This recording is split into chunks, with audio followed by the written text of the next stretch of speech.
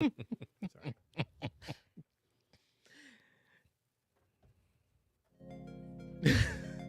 Good stuff. You're listening to the Beans and Dice podcast, a podcast about how we game. Hey, folks, welcome to the Beans and Dice Thursday night live call-in show. I'm one of your hosts. I'm Carlos. I'm Rob. And I'm Wayne. And we are a podcast about How we game? Thanks, Skippy. And speaking about how we game, we just finished a game. We did, frantically trying to scrape stuff aside so that we could go on the air a couple minutes late, but that's okay. Yeah, we just got in a game of Mosaic. there's Story of Civilization. That's the word that's I'm the looking one. Mosaic. We had kind of messed with the idea of playing with the expansion because Carlos just got the expansion in. What's the name of the expansion? Do you know that off the top of your head? We will go through the. We're gonna unbox it tonight, so we got it here. But So the thought was, the initial plan was, hey, you know what? First, we'll go with this. Yeah. Before all that, we are gaming because it is officially my man. It's birthday week for my man, Rob Childers. getting old. Go. Oh, go shorty! It's your birthday. It's your birthday. My buddy Rob's birthday this week. Yesterday, actually, White guy right? dance. Yeah, it was yesterday. Yeah. It was yesterday. So we played Frosthaven on my birthday. That was good. I heard it was an epic game. It was good. It really ended well. We came down to the last round, basically, which we've done 2 sessions in a row now. Last time we played before this, I was the last man standing, and it came down to either I killed the bad guy on my last hit or he was going to kill me. And it was almost the mirror image last night with Nick Oben. Nick Oben was the last man standing. Me and Joe sacrificed ourselves to hold off the horde while he did the final killing blow to the objective. I won't get into any specifics, but 2 epic wins. Both times, about halfway through the scenario, we were like, this is impossible. I don't see how anybody could ever do this. And then, but you just got to, in Frosthaven, it's so hard. You got to get used to the idea that I'm going to sacrifice myself this scenario. I'm going to take one for the team. I'm going to hold off the horde, and the other guys are going to go do the objective or whatever. So it's a different mindset than Gloomhaven a little bit. Little Leroy Jenkins action. Yeah, pretty much. Yeah, I was holding back. I might fit in. Wayne, or not Wayne, Nick took some pictures of this board, and again, I don't want to get into any specifics, but these piranha pigs that had me, there was like 20 of them, no, there was only 10 of them on the board. There's only a maximum of 10. It was 10 of those plus other bad guys. It just all had me surrounded in one corner, one edge of the board, while the other 2 of them ran off and did the thing. So it was pretty epic. It felt good. Well, because of Rob's birthday week, we decided we were going to get a game in tonight, and we asked Rob to decide what game he wanted to play. Oh, yeah. Rob heard that I had gotten a copy of Mosaic Wars and Disasters expansion in. So he said, hey, let's get Mosaic in, and if possible, the expansion. Yeah. So I began to set up the table, and that's when I realized all my cards for Mosaic are sleeved. So, and I don't have any more of that particular sleeve. Extra sleeves. So that's when I knew I would not be unsleeving everything in order to get this game in tonight. Yeah. So we did not get to break out this copy, but we hopefully will open it up tonight on air, Well, kind of go good. through some of the cards. It was good because Wayne hadn't played as recently. It's been a while since he's played. He's only played a couple of times ever. So me and Carlos, Might be my 3rd time. maybe second or third time, and then Carlos and I played a handful, 6, 7 times. And so we thought, all right, the idea now is that Wayne got a chance to try it again, just the base game, and then next time we play, hopefully in the near future, we'll break out the expansion and we'll give our opinions on how that changes the game. So Yeah, and we can kind of go through the cards tonight, show the folks at home, Yeah. see if we see any cool cards that do anything cool or different. I know Jim played recently with the expansion, and he said it's basically, I think what Jim played, or that or somebody in the chat, he posted about it, but somebody said it's basically plug and play. It doesn't change a whole lot of rules. Just You has more cards. yeah, more cards and stuff. There's But a it few little adds tweaks, but military abilities. and disasters, yeah. Oh, and And disasters. disasters, yeah. So, Wars I like and that. disasters? Yeah. Is But that they- what it's Because I called? always feel like the military is just you're just adding. It's kind of Yeah. just building a city, or, Yeah. or adding. They don't feel too influential. Yeah. Yeah. Other than you can move them around, which is There's never like a lot of conflict in the game, like where you're rolling off between. I've had military one and- game. There was. I played the military leader. The and general? I was constantly. Yeah, general. I was That constantly. was the moving one them game I played around. with you. I think Maybe it was. Yeah. Yeah. Maybe. Yeah. Mm. And what we didn't get to do, because it was such a tight game to get it started before the show, was finish our final scoring. Yeah. So you folks will get to enjoy with us. So we're gonna do it live. We were in the middle of trying to scratch out numbers really fast, and Carlos was like, "Hold off, we'll just do it on the show. We'll just do it live. Yeah, it's like, We'll do it live." For those of you in the know, but, There's our score sheet, so we'll run through this with y'all. this could be embarrassing for somebody, but let's wait and see. Yeah. Let's I don't think it's find going to out. be like a Carlos Tapestry. You don't think it's 60 gonna be score, a no. blowout? No, I think it's got to be fairly close. Yeah, I think it should be fairly close. All right, let's go with starting with Rob. We'll do Rob's. We'll go turn order. Rob was Okay. first player. We'll do all the Empire scoring. Hopefully this is compelling to watch. I don't know. Empire scoring 1 was 12, plus 13 for the second Empire, and 19 for the third Oh, Empire. that's He's at weak. 44. That's gross. Then at the end game scoring, he's going to get 17 points for his cities, 42 points That's for good. That's his a lot. Golden Ages and Civ achievements. That's actually pretty dang good, Rob. Yeah, that part. 0 for Wonders. Great. 0. 0 wonders. He got 10 for his 2 manufacturing towns, another 13 on project cards, plus 24 in technology cards Oh, with no unrest. nice. unrest. Yeah, you don't want to rest. Nice The even 24 number. at the end was nice. 150 exactly. 150. I like that. Even What- if I finish Wait, third, that's what was cool. that number, Rob? What was that number? 150? 150. 150? 50 cent? Take a buck 50. I'm going to get demonetized or thrown off It's only YouTube. 6 seconds or less. Ah, Or okay. something, or it's like something like that. All right, so then we'll go Carlos next in turn order. First scoring age was 9 points. I was focusing on working my workers. You're not at 159. You need to start over. Yeah, let's do that. All of a sudden, Carlos, I scored 300. Hey, I got to level out the playing Tapestry. field, okay? Yeah, It's called tapestry. equity. 15 for second, 25 for the third age. That puts me at 49 for the Empire scorings. Then I got 14 points for the cities and towns at the end game, 12 points for the civs and achievements. I got 20 points in wonders. It's the first time I built wonders Nice. playing this game. I got 0 for manufacturing towns, 0 for project cards. Then I got 8 points for tech cards, and then -6 for Ooh. all the taxation That's I not did. good. Puts me at 97. Are we looking at a tapestry? Jim's Odak on the chat says, so jealous I would have played. Well, next time, Jim. Next time. Next birthday for Rob. We'll bring you in. Yeah. Wayne, your Okay. first Empire scoring was 16. Your here we go. second Empire scoring was 18. Here we And your go. third Empire scoring was 26. He got 60 for all the Empire scoring. I got a total of 35. He got Yeah. 60. But from turn 1, he was whining about his Yeah. scores. Oh, yeah. I was whining about production. Production. Not okay. scores. Okay, because you were leading You guys in every were Empire crushing scoring. production on me, but I was All leading right. Empire scoring. Keep going, keep Yeah. going. All Let's see how right, this so plays out. cities and towns, he got another 13 points there for endgame I think he's scoring. got it. 30 on the civs and achievements. 103. 20 for his wonders. 123. How many wonders? I had 2. 2 wonders. Got 20 points for 2 points. wonders. That's Yeah. pretty. We need to audit that. Yeah, let's redo it. Hanging chads. Reset it. Yeah, he's got it. We got 5 points in manufacturing towns, 14 points in project cards, and then unrest. he's Unrest. losing. -1 for unrest. 141. Oh, I pulled out the win. I'll let the right. finance Let the guy. finance guy re-audit the scores there. But yeah. And there it is, folks. Our winner, the birthday boy himself. I'll take it. Raise the roof. Go Shorty. Anyway. It's your birthday. I think Carlos had some creative scoring there for birthday.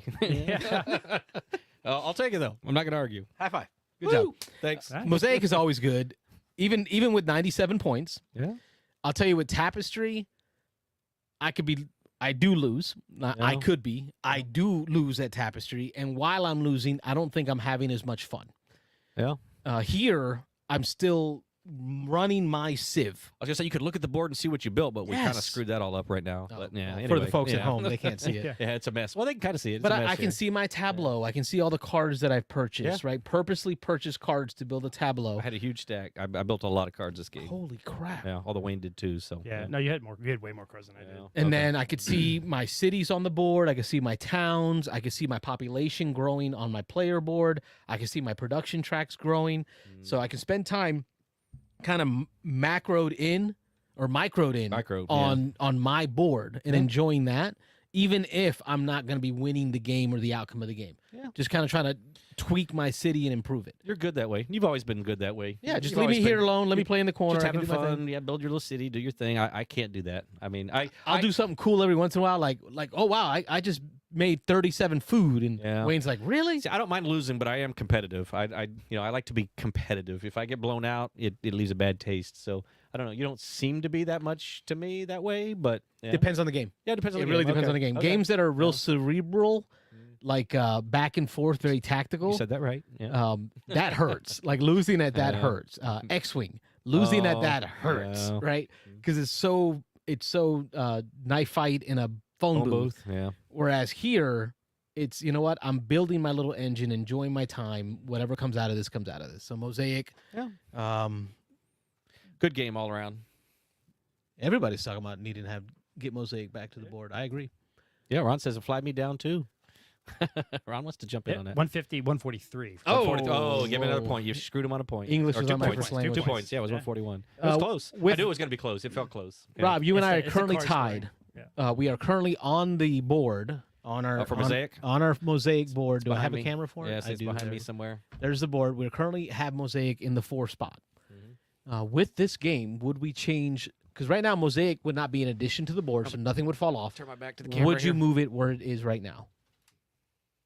Gosh, that is rough. Blood Rage would be the first one. It would have to jump for me. So would I? Would it move down? Would I? Oh, I don't. Well, Age of that's a Sail, good question. Yeah, see, Dune, Imperium, Concordia, Tyrants. Oh, now you're going the other way. See, I was looking at going up, but Age of Sail. I like Endeavor Age of Sail a lot. This is a completely different game. I mean, this is way heavier. It's way- our chance to move it. Yeah. We've played it. For me, If you know, go ahead. Yeah. well, okay. So right off the bat, it's not better than Cascadia. I'm sorry, it's not worse than Cascadia. I like it better than Cascadia. I like it better than Crusaders. Concordia. You were big on Concordia there for a short period. Are you still have the love for Concordia?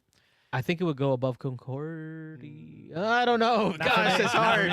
It is No, hard. I mean, again, no. we've been doing this all year. I'm not moving mine. So yeah. So Mine stays at the 4 spot. Any changes for you on yours? see, I'm going to look just at the couple above it and below it because if I look further than that, then I start doubting myself. But if I just look at like the 1 or 2 above it and the 1 or 2 below it, I think it stays. I think right. it stays. Yeah. So now we'll have to play the expansion see if it changes. within the next couple weeks and see if that changes it. All right, We'll have here's- to add a little X on there. So here's a expansion. philosophical question you can both chime in on. So now, if you play the expansion and you don't necessarily like the expansion, does that potentially move the whole game down your list? Here's how I see it. The game can only go up for me with the expansion. Okay, Yeah. I If agree. it goes down Just with the take expansion, out. I just won't consider it as having Okay. played it with the expansion. Yeah. Okay. Like no See, X. I might make my top 20. Wow. Really? Yeah, it's okay. It's a good game. It's all right. I like it quite a bit. It's alright. It's alright. It's not it's not that random though. That's what I like about it. There's a No, lot of Civ builders that have a lot of randomness to it, like Clash of Cultures, right? A lot of dice chucking. This one to me doesn't feel as random. Yeah. I guess. I like this game. I don't know why I don't love it. How's this theme? This I mean, it's trading in the Mediterranean. okay, it is right up your alley. So Diego said he wants to play. Needs to get at least one play of Mosaic in. Yeah, Diego, we'll have to get you in here to play. I think sometime. I think I don't like the drafting and the initial 5-card draft. I hate. I like drafting. Really, I've been like screwed. The 3 times I've played, I've been We screwed. did screw him it. every time. we did. We talked about last time we played. Wayne ended up with no food, and that was his big complaint for the first half of the game. I couldn't do anything. So this time in the starting hands are random. There's a small stack of them, and you take out X number, and then the rest of them go in the big stack.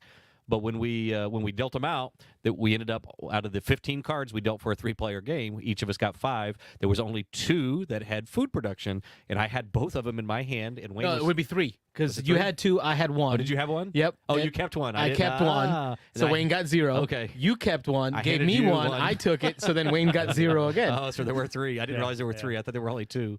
I thought I had both of them. But The oh, fat that's guy funny. was taking all the grain. What can I say? Yeah. And I think it's obviously recoverable, right? Yeah. Because I mean, the last time I had no food and I still won the game. Yeah, it's not everything. This time I came within 7 points of winning. Right. So one, set of cards. So it doesn't hinder you. It just, and like you guys joke that I complain a lot. I just am not complaining. I'm pointing out that like the first half of the game I had no production. Like it took Yeah. me forever to get production going. Yeah. So it kind of hamstrings you a bit. So I don't know. So I like when everything kind of starts off a little bit more equal.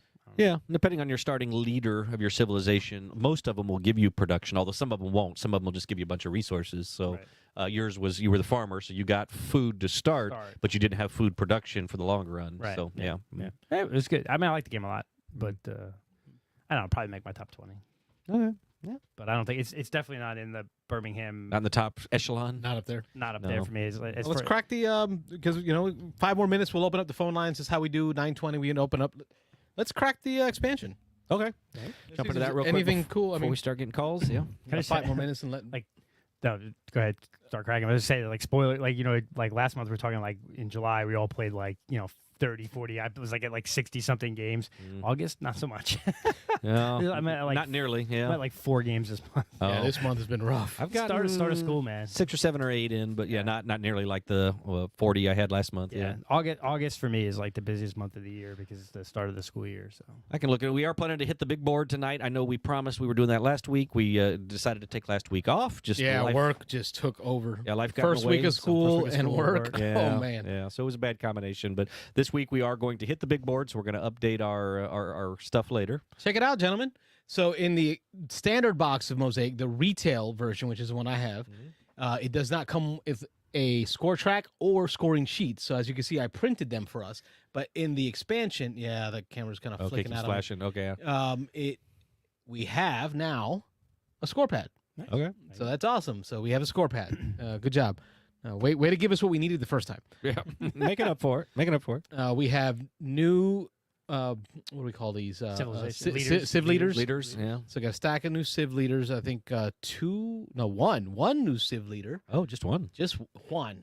Juan? Just one. the One. Admiral. It is the Admiral. The Admiral says at the start, Port City. So you get a port city in addition to your regular city. Okay, like that. You lose 2 population, Oh. I guess, because they go to the port city. Yes. +3 to your tariff, 5 stone, and you can purchase naval units for 5 money. Naval units. Okay. Naval that's units, That's that's a new new. thing. That's They're new. naval units. Oh, so this is going to mess with adjacency now. I'm feeling naval. Oh, geez. Navy going across the waters. And then here we get, for each civilization, a military unique ability. So every civilization will get their own unique military And power. it looks like there's like Romans there on top. So Romans, Egyptians, probably Celts. Well, that's interesting. Coming into this knowing nothing about the expansion, we had talked actually a little bit tonight about how the game can be a little light on military. The military didn't do much. Right. Sounds like they're beefing that up a little bit. Well, let's see an example here. The Romans, they have an ability called legions.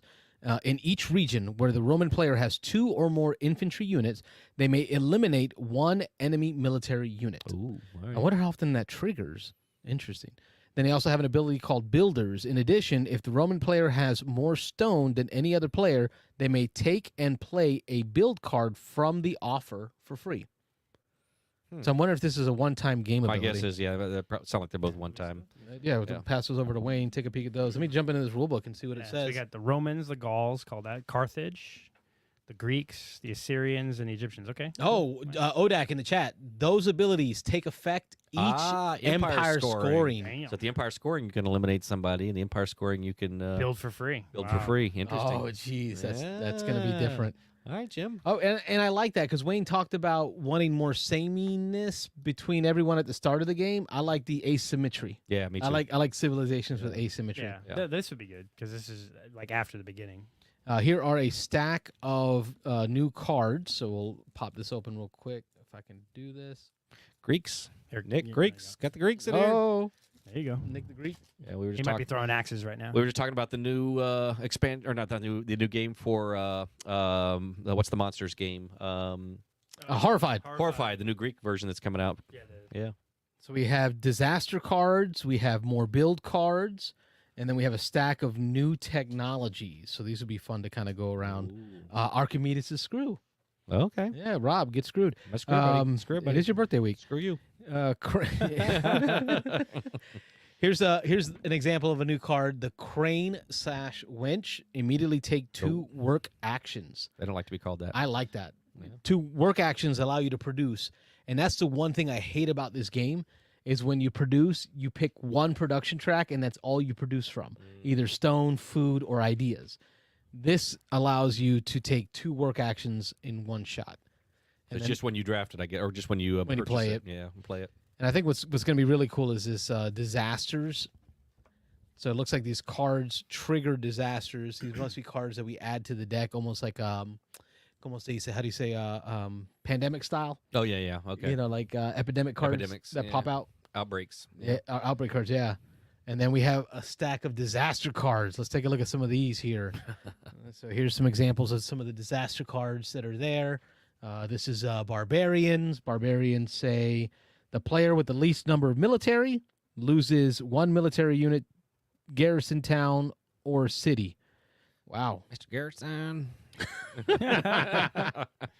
I was gonna say, interesting that they have these. Again, Jim may be able to tell us more. Oh, here he says, shuffle 2 disasters with each Empire card. He says, is that Okay. a deck or card? I guess in each deck there's Maybe an Empire deck. Yeah. So I've been wondering why though they include these disaster trigger cards instead of just putting the disaster in itself. I know there must be some reason for that. But My dad's popping in to say hi. Hey, Pops. Thanks for popping in. We've got Civil War. The player with the least government symbols is going to have a Civil War. Let's see. Chaos. Dan's card. oh, chaos! This one is Dan. Oh, that's his picture. Dan Erdick. Hey, Dan. He's on the card. The player with the highest production bonus on their player board loses money, stone, cities. Oh, I'm curious to see what these numbers mean on how much they lose. wow, that's penalizing, especially if you're trying to reach up one of these civilization Achievements. Yeah. and you're like 1 or 2 away, and you get that and it punches you in the face. You got famine, the player with the least food. You're already hurting. 'Cause you already have no so food. Lose some more. But this That's Robert, harsh. and I think Robert, you talked about this with Clash of Cultures, in a little bit about your idea of a Civ game having exploration. I do like exploration, right? Yeah. Mhm. I like Civ games that also have events, Sure. right? That trigger, because not all civilization building was peaceful or predictable. Sure. Right? Things didn't go the way you expected them to go all the time. So by having these disaster cards, which Clash of Cultures does well, it kind of throws that little bit of chaos, that uncertainty of you could be doing everything right, but I'm sorry, Pompeii's going to explode. Yeah. Like, oh wait, I'm sorry, Vesuvius. Vesuvius, yeah. Vesuvius is going to explode Pompeii while didn't you're in explode. Pompeii. Yeah, there you go. You know, Pompeii didn't have. They could have been doing everything right, but Vesuvius was going to go. I guess we'll open up the phone line now. 813-618-7099 is the number.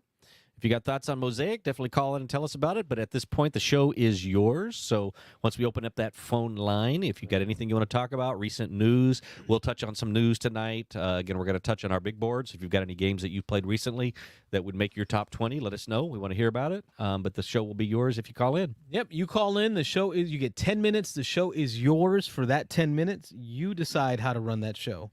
And speaking of that, Beans and Dice Podcast, state your name. Where are you calling from?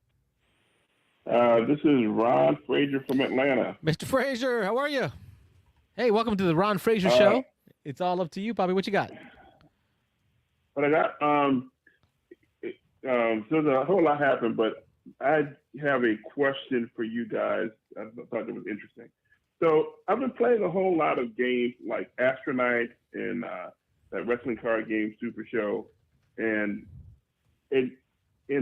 one of the reasons why I've been playing a lot of both of those games is because of the setup.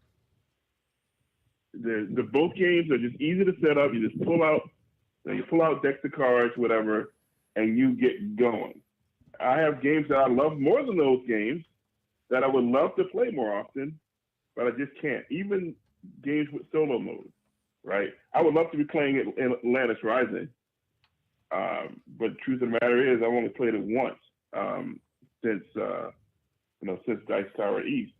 And so my question is, and I know that there's different games have different storage solutions for all that stuff to help expedite setup and cleanup. But my question for you guys is like, what effort or to what extent would you go to expedite the setup and cleanup of a board game? All right, so I'll start with the expediting of cleanup. I am Scrape it in the box. you damn Skippy. I am not opposed to taking a game and just okay. Let me say it this way: Blasphemy. if having had played a game and it's a game night, we're limited on time, we got to get to the next one, I will scrape into the box no matter how much I love the game. Scrape into the box, I'll figure it out later. Let's get the next game going. But the figure out later is where it bothers me. You keep talking, but next time we play that Well, game and we pull it out, and you're like, and later never came. So- On on the figure it out later piece, Okay. if it's a game where I'm like, man, I don't know if I'm going to play this again for like another year, I'll figure it out a year from now. I'll be surprised when I open the box. Be like, oh crap! I'm just going to scrape it in, right? Because All right. I'm not likely to play that game again. Yeah. I have no problems expediting the putting away of a game. I'm not sure about how to expedite the setup of a game though. I think I'm kind of with Carlos a little there. I've gotten into the habit, in a game day when you're trying to play as many games as possible. Scraping like Sunday, we're gonna try to get a bunch of shorter medium weight games in. Yeah. My game just scraping the box.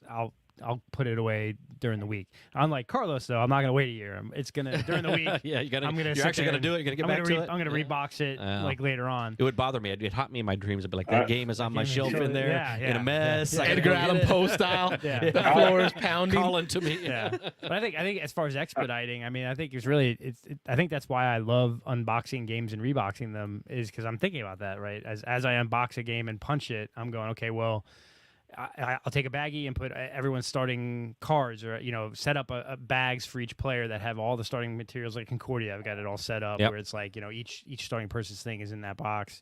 With the Castles of Burgundy game, the big box. I know Carlos had like palpitations when he was unboxing that box. Yeah, but I was thinking about like how do I rebox this, one, to get everything in the box, but two, so that I could just take it out and play as quickly as possible. Try to set those aside and kind of organize it that way. But ultimately, I think we play enough games with enough people that know how to play a lot of these games that you can kind of like, okay, hey, you set up this deck, you set up that deck, you set up, whatever.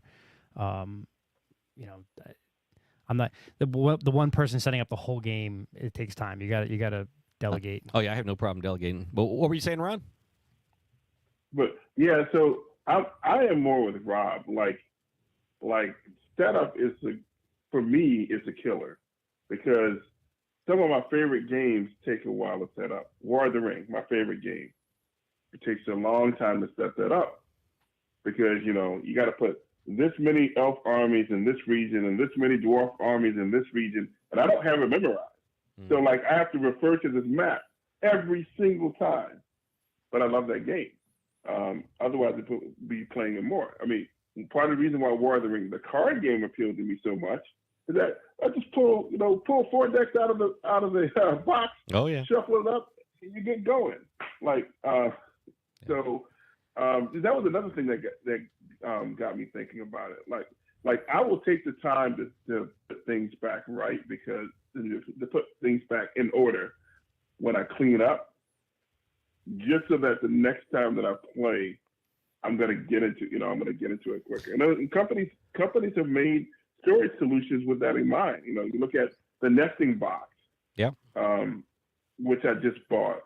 Like that's geared towards setting up that as quickly as possible, and with all the current and future expansions in mind, I think it's brilliant. I just got the unmatched storage solution. Yes. Came in?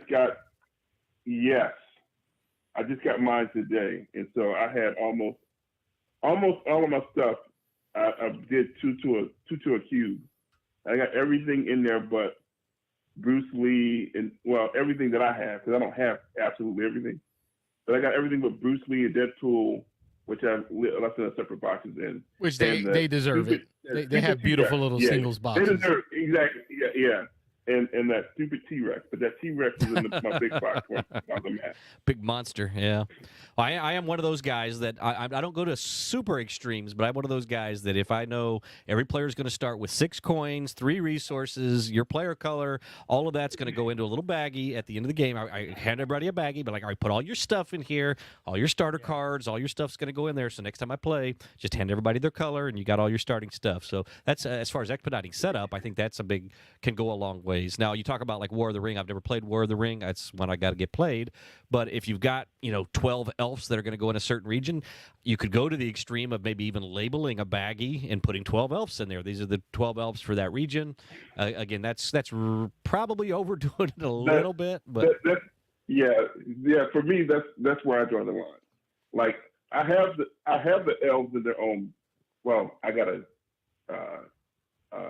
foam different, like a insert. Foam core insert? Yeah, cool. But I used to have the separate armies in baggies, and so like that did make it better. But I could not go to the extreme of like, well, I'll have 3 elves in this bag and 6. No, I couldn't do that. Yeah, that's a bit much. too much. So that's where I think that I haven't played the game in forever, but like if every time you set it up, there are in this square there's going to be two dwarven armies, there should be a little 2D right in that square and 3E or whatever. So We gave mad props to Energy Empire. Oh yeah, Is that the name of the game? Yeah, yeah. Manhattan Project. Manhattan Project Energy. We gave that game mad props last time we were Had together that. because there was a little shadow on every space of this starts here, this starts here. You put this here, Yeah. like just kind of like a little silhouette of what belonged there. Your player board had a little icon for where you start your pollution at and all that kind of stuff. Yeah. Yeah, stuff like that. Makes sense. That's the kind of stuff that I really like when they incorporate that stuff into their the graphic Design. Yeah. And you can tell, and I mentioned it tonight while setting up for Mosaic. Right, I mentioned tonight. You can totally tell that the last person I played Mosaic was Mrs. C, because Mrs. C is not about the drag and drop lifestyle when it comes to putting away board games. As a teacher, she's all about the organization. Nice and organized. And you can tell that I played this last with her because I was pulling out the tech cards and all the starters were set aside separate. They were. All the Empire cards were like in their own place. Doing it right. Like setup was a breeze today. But as far as setup, Mosaic's a good example. And our Yeah. friend Nick talks about put out all these tokens, then flip them all over, then remove three-quarters of them off the board. Yeah. Like making that 3 steps. But like Carlos, you've made it into 2 steps because you just put all the tokens in a big bag. And instead of placing them all out face down, just place them out face up and then remove the ones. Like it makes it so much easier. Like, Yeah, I see the face down part of it is just so you're completely randomized. Nobody can accuse anybody of rigging the setup. if you're pulling out of a bag. But I mean, this game is big enough where even if you put an advantage in one area, everybody's going to see that, and people are going to compete to go there or whatever. So it doesn't give you an advantage for stacking an area. So yeah, Ron, you mentioned it, and it kind of stood out for me because you talked about companies making money off of the idea of helping to expedite setup. Folded space. I didn't think about this before, but I've always thought of the storage solutions as just that. Storage solutions, broken token, folded space, right? Yeah. And I designed with my laser cutter my own storage solution for Clash of Cultures. And I remember when I taught Emmy and Mrs. C how to play at Dice Tower, I pulled out my storage solution, and that's all it was. It was a storage solution. It was not a setup expediter. So when I think about my Scythe big box with the broken token insert, that I just hand you a box. yeah, And it's got everything you need to start your Scythe faction. so nice. Yeah. So it's kind of a mind shift, Ron, when you're talking about it right now, because I've always thought of it as storage solution, when I should really think if I design another insert, I should think How do you set want up it set up? expedition. Like, how do I expedite setup for someone by making it easier? Jim in the chat says you could sort and reshuffle all the decks and put them back in the box so you're ready for your next game. They're already ready to go. I like it. Although that does change by the number of players. And that so then that'd be just tough. adds to your breakdown time. Yeah, well, exactly. But next time you're ready to go. Yeah. Yeah. The question is, what do you value more? Do you value the setup time more? Do you value the cleanup time more? Setup And like for time. some of us, Setup. Setup. Yeah. So, some people don't mind, because they say, well, I'm going to be playing this game with 3 other people anyway, so they're going to, everybody's going to help me set it up.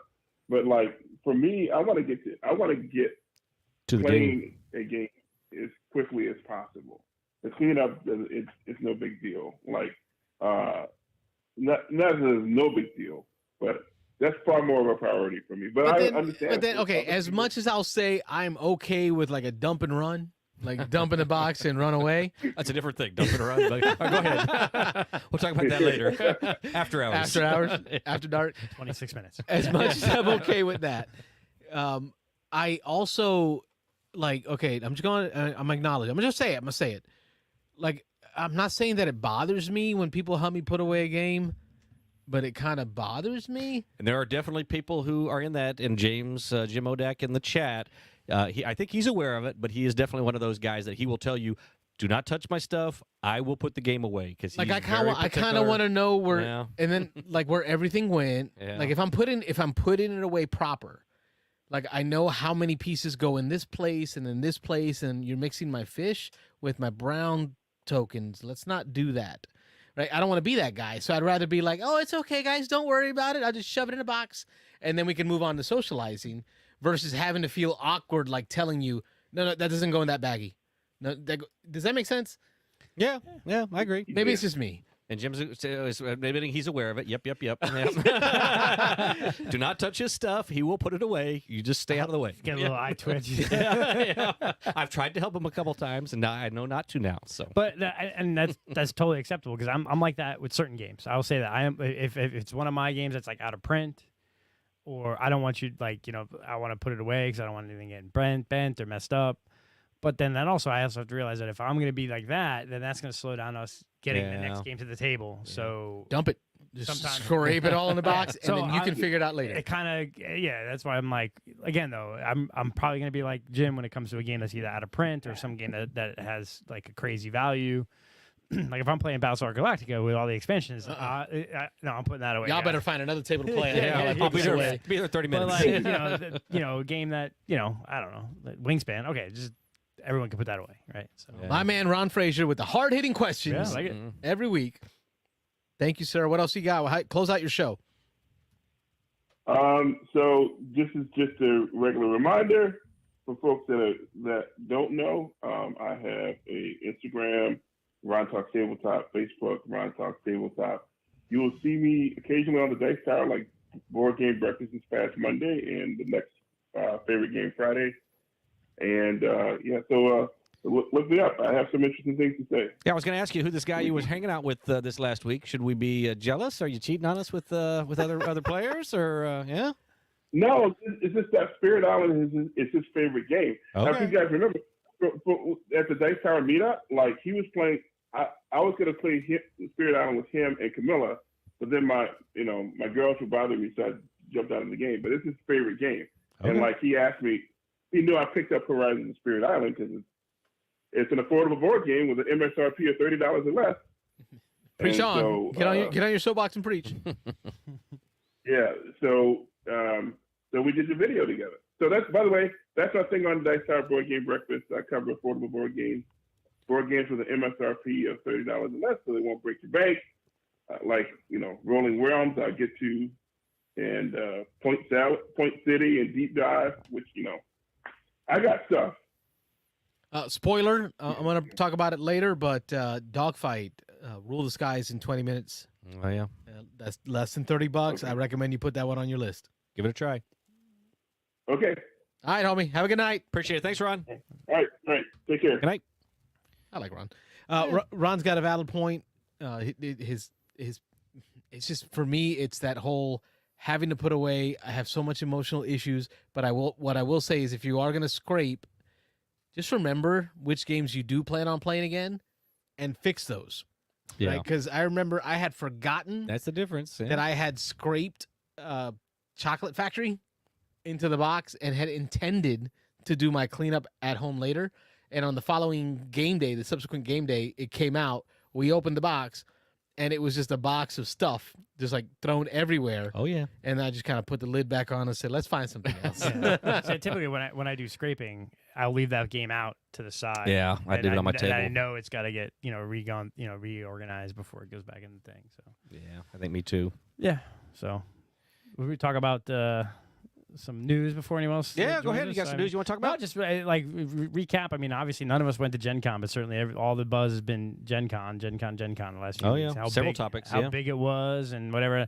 I think it's hard to say what's the biggest news story at Gen Con, right? I mean, you either have Lorcana or the Grand Theft Auto. Yeah, I was going to say the Grand Theft. Yeah, it was huge. Yeah, and the new attendance numbers that they're announcing. I guess I heard Wayne's got some.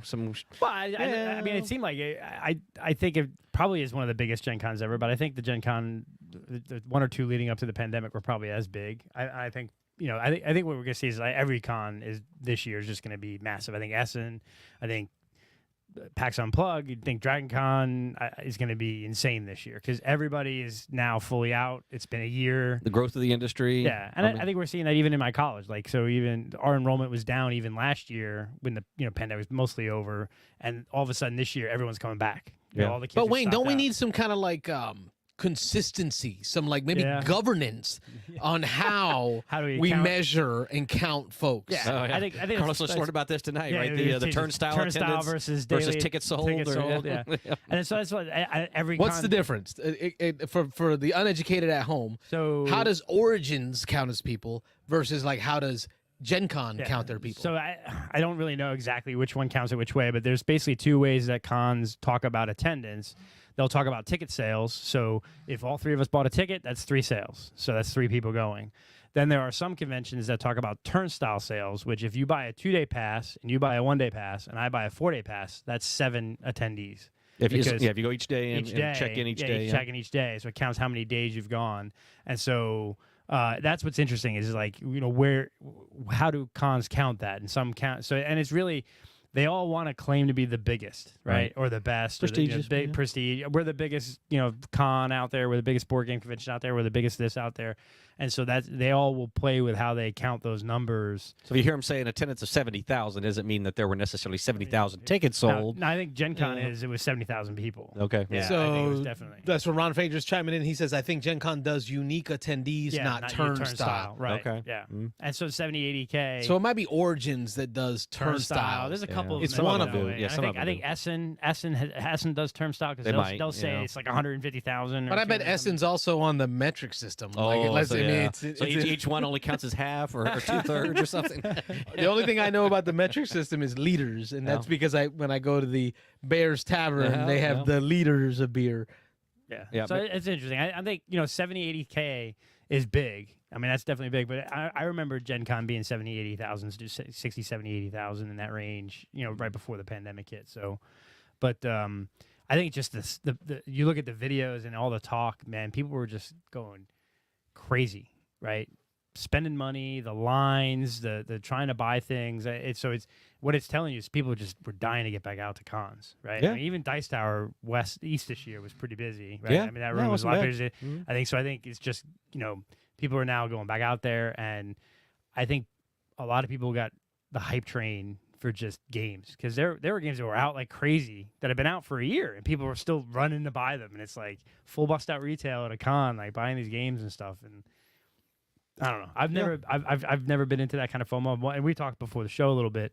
There's no way in hell I'm waiting 16 hours online to buy a couple Oh, of no, cards. Lorcana? Yeah, for Lorcana, or even 8. Like people were waiting online for 4 or 5 hours just to buy games that you can get regular retail already, or you could just go buy it in a couple of weeks or a month or whatever. So I don't know. That's kind of crazy to me. But even more importantly, we talk about. I read an article. I think it's Meeple Mountain was the author. Yeah. If I'm right, I posted a link to it in the in our Discord, Right. where he talked about you're going to spend all that money and you're not going to talk about it again next year. Right. Like after next year, you're not even talking about that game. And Michael Fortino from Armada Games, our local FLGS friendly local game store. For those of you not in the know, but he talks about the same thing. He talks about how just a few years ago, maybe 5-10 years ago, we measured games and their value for their price based on the fact that you would play them multiple times. And you take that versus something like taking the family to a movie or doing some other type of entertainment. The board game was a repeatable experience. And so for the money you paid for it, if you played it 4 or 5 or 6 times, then you really got your money's worth. In today's well, I can't say for everybody. I'm sure there's still tons of people who invest in a small handful of games and play the heck out of those games. And great for those people. I admire that.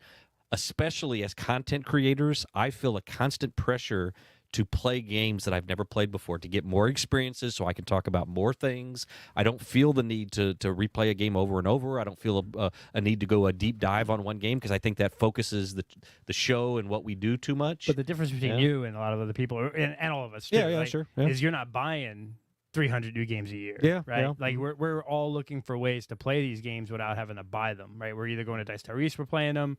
Carlos has a couple. We play Carlos. Begging Jimmy Stegmeyer to send me some. Yeah. I have a couple. You have a couple. Like we find in our bigger game group. Yeah.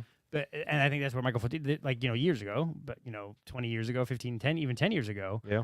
You could buy the top 20 games of the year, and they'll be around for their Castle Burgundy and Concordia and the old white guys on the boxes, right? Trading in the Mediterranean. Wayne's favorite. Yeah, But actually, what I think I've done in the last few years is I look for the game that came out a year ago or 2 years ago that is still having buzz, that's still being talked about. Yeah. Because 10,000 games are coming out this year. Maybe 5 of them are going to be worthwhile. That are going to become evergreen. That are going to be around a year or 2 years. That's or a 3 big years number. from now. What? 5. Yeah, Yeah. 5 or 10 probably. Look at the top 100 on BGG. There's always going to be 5 or 10 a year that move up. And think about it, like, Arc Nova is still being talked about, right? Yeah. And I'm getting into playing it more this year than last year. So I think it's part of it is avoiding the initial hype of a game and waiting to see if that hype stays. Because there's other games that like came out with crazy hype, and I can't even think of them anymore because no one's talking about it. And I appreciate that you bring that to the show because that is unique, especially in content creators. Again, I think by and large, and Carlos can agree or disagree with one or the other of us, We but shall see. I think by and large, the content creators feel a pressure to play the new hotness. And I think that's, I do agree. Yeah, I think that's well publicized. A it lot of content creators will say that, and it's rare to find content creators who are willing to go back and play games that are a couple years old. It's just this industry. I don't know. It's crazy, but a couple years old is ancient history now. But if we lived by that motto, like for a moment there, I was like really trying to push that. All right, how do we get viewers? I guess we got to buy all the new stuff. And Yeah. I was blowing money on new games and like, Rob, let's talk about the new stuff. Yeah. If we lived that way, we would have not have had Manhattan Project. Yeah, right. And, And you'd be Energy broke. Empire. Yeah. Had that Russian Railroads. We got to play Russian Railroads. Man, we had a good time playing that. Oh, yeah. Before Concordia, Castle Oh, yeah, I was Burgundy, looking up there at the top Brass list. Birmingham. Yeah. Games that have all been out more than 5 years. Yeah. And I think that's also kind of maybe an area for content creating. And I think I've seen a few other podcasts and shows going, you know what?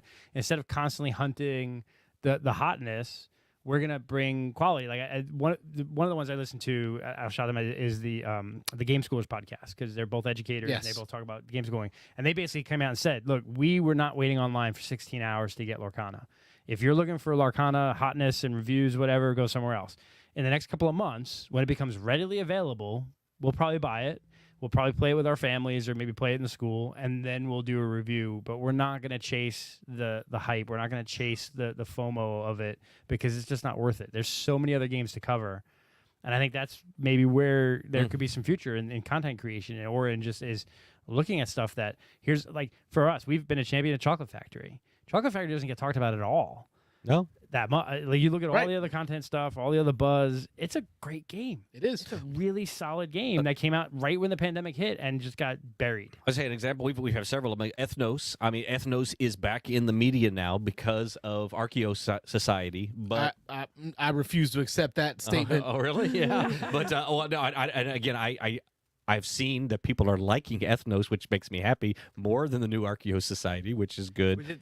Dice Tower all rated Archaeo Society like 9, so 9 or a 10. But then they all said they all said they that like Ethnos better still.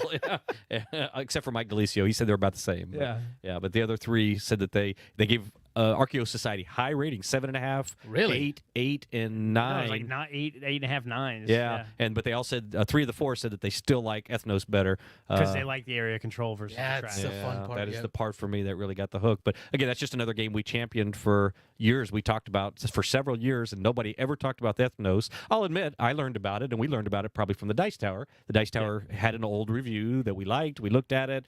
It was one of their staple games. I bought it, and we loved it. So To the point where I bought a copy too when we went to CMON Expo. big surprise. Because they had the fairies expansion. So Yes, like I had to get the fairies expansion. You had to buy it. But you there had to get buy the fairies. whole Yeah, box to get the fairies one expansion. expansion. Yep. So that way I can have one up on Rob. Yeah. But you talked about Michael Fortino commenting on the article I posted. I posted that article about Meeple Mountain and his feelings about watching folks coming back from Gen Con with all this stuff and his cult of the new versus finding good games. Michael Fortino's comment that really stuck with me in our Discord was we no longer have time to let games breathe. Yeah. And that pressure really bothers me now. Like a new game comes out, for me to get more than 5 plays of a new game is so rare today. Because we're going to run from game to game to game to game. Yep. It's got to really stand out for it to be like a mosaic. Where I think I got 7 plays in the first 4 weeks of owning it. Yeah. Hadara? We need Hadara. Hadara? Oh, God, Yeah. I wanted to play that tonight. I was hoping you'd say Yeah, Hadara. yeah. When it was your birthday, and I had said, for your birthday, you pick whatever you I want wanted to play. something a little more epic. We could play Hadara in 45 minutes, but Well, next birthday then. all right. Yeah. Birthday. Go shorty. Gotta get TI4 in, right?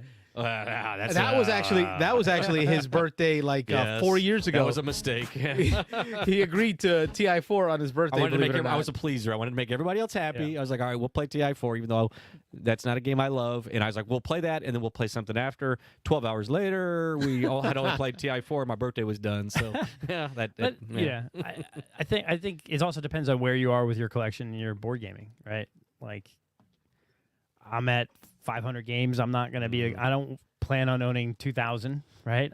So I've slowed down. I've not done a Kickstarter in almost a year now, and almost all of the games I've bought in the last year have been games that came out more than a year or two ago. I bought older games. One, they're cheaper, right? Because you can get them cheaper usually, or get them used. I picked up Maglev Metro. I picked up Stone Age. I picked up, those kind of things. I think the only games I bought new in the last 2 years is Arnak and Dune, and even those were already out for a year before I bought them. So I think that it really depends on where you're going with things. And then there's this guy right here, clearance at the Target. I thought you were going to say, let's play that. Oh yeah, I was hoping. Yeah. Next time. I ended up, and Wayne's right. Like, okay, so there are many themes, and there are many things that I will pull the trigger on pretty quickly on. Star Wars tends to be one of them. Anything World War II tends to be another one. But I am being more discerning. So, like, as much as I wanted Star Wars Clone Wars, the pandemic system game, I think is what they call it now, pandemic system. System. The word system. Okay. As much as I wanted this game as soon as it came out, I said, listen, I cannot afford to buy another $60 game that I won't play but once. But luckily, this bad boy showed up. Speaking of new purchases, this bad boy showed up at Target, right? And it was on the clearance aisle at 50% or 30% off. And there were a dozen of them sitting up there. This was last week, and I'm thinking, you know what? I don't know if you heard of Jordan the Stallion on YouTube.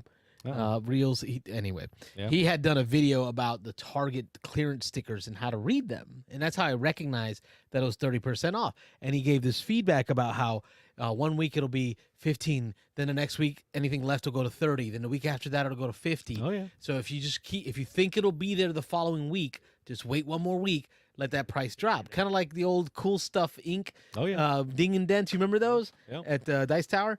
Yep. So I figured, okay, there's 12 of them this week. What are the odds that they'll all be gone next week? I'll wait. I showed up the other day to Target. There was one left, and it went down to 50%, and I pulled the trigger. So Nice. $30 for a $60 game. That's what I'm doing more of, where before I would have just let my geek fly and just throw money at it just so that I can put it on the shelf. Yeah, I picked up Isle of Cats, 50% off at Target. Their clearance. Got it for $25. It was normally $51.99. Nice. So yeah. I gotta go check my Target. I totally forgot to go Target in the last week. I'm like, damn it. Yeah. So yes, being more discerning is something that I got from watching the folks at Gen Con go nuts. Watching those folks at Gen Con put their haul videos makes me say, you know what, Carlos, you can do better. I could do better. And I just think, especially hey, if you got the disposable income and you're at a point where you're growing your collection, or you're a collector in general, hey, more power to you, right? So I think I don't think any of us are saying like, oh, you shouldn't be doing this. It's like you got to make your own choices if it's in your budget or if it's in your wheelhouse or how you're doing it. And one thing is at Gen Con there is a giant auction and there is a giant like used board game area, so some of the halls could be used stuff, but I think that, like you said, Rob, though, that rat race for the content creators running to try to get the newest hotness so they can get that video.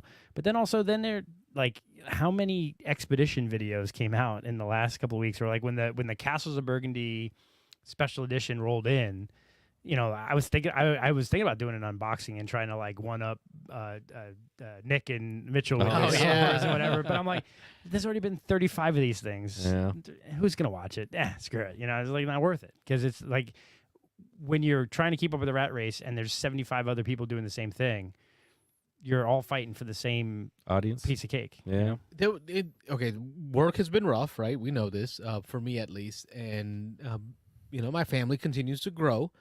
So I'm being tugged in many directions. And there are many times that I ask myself, do I want to keep doing this, what we're doing here today? Like, do I want to keep doing this?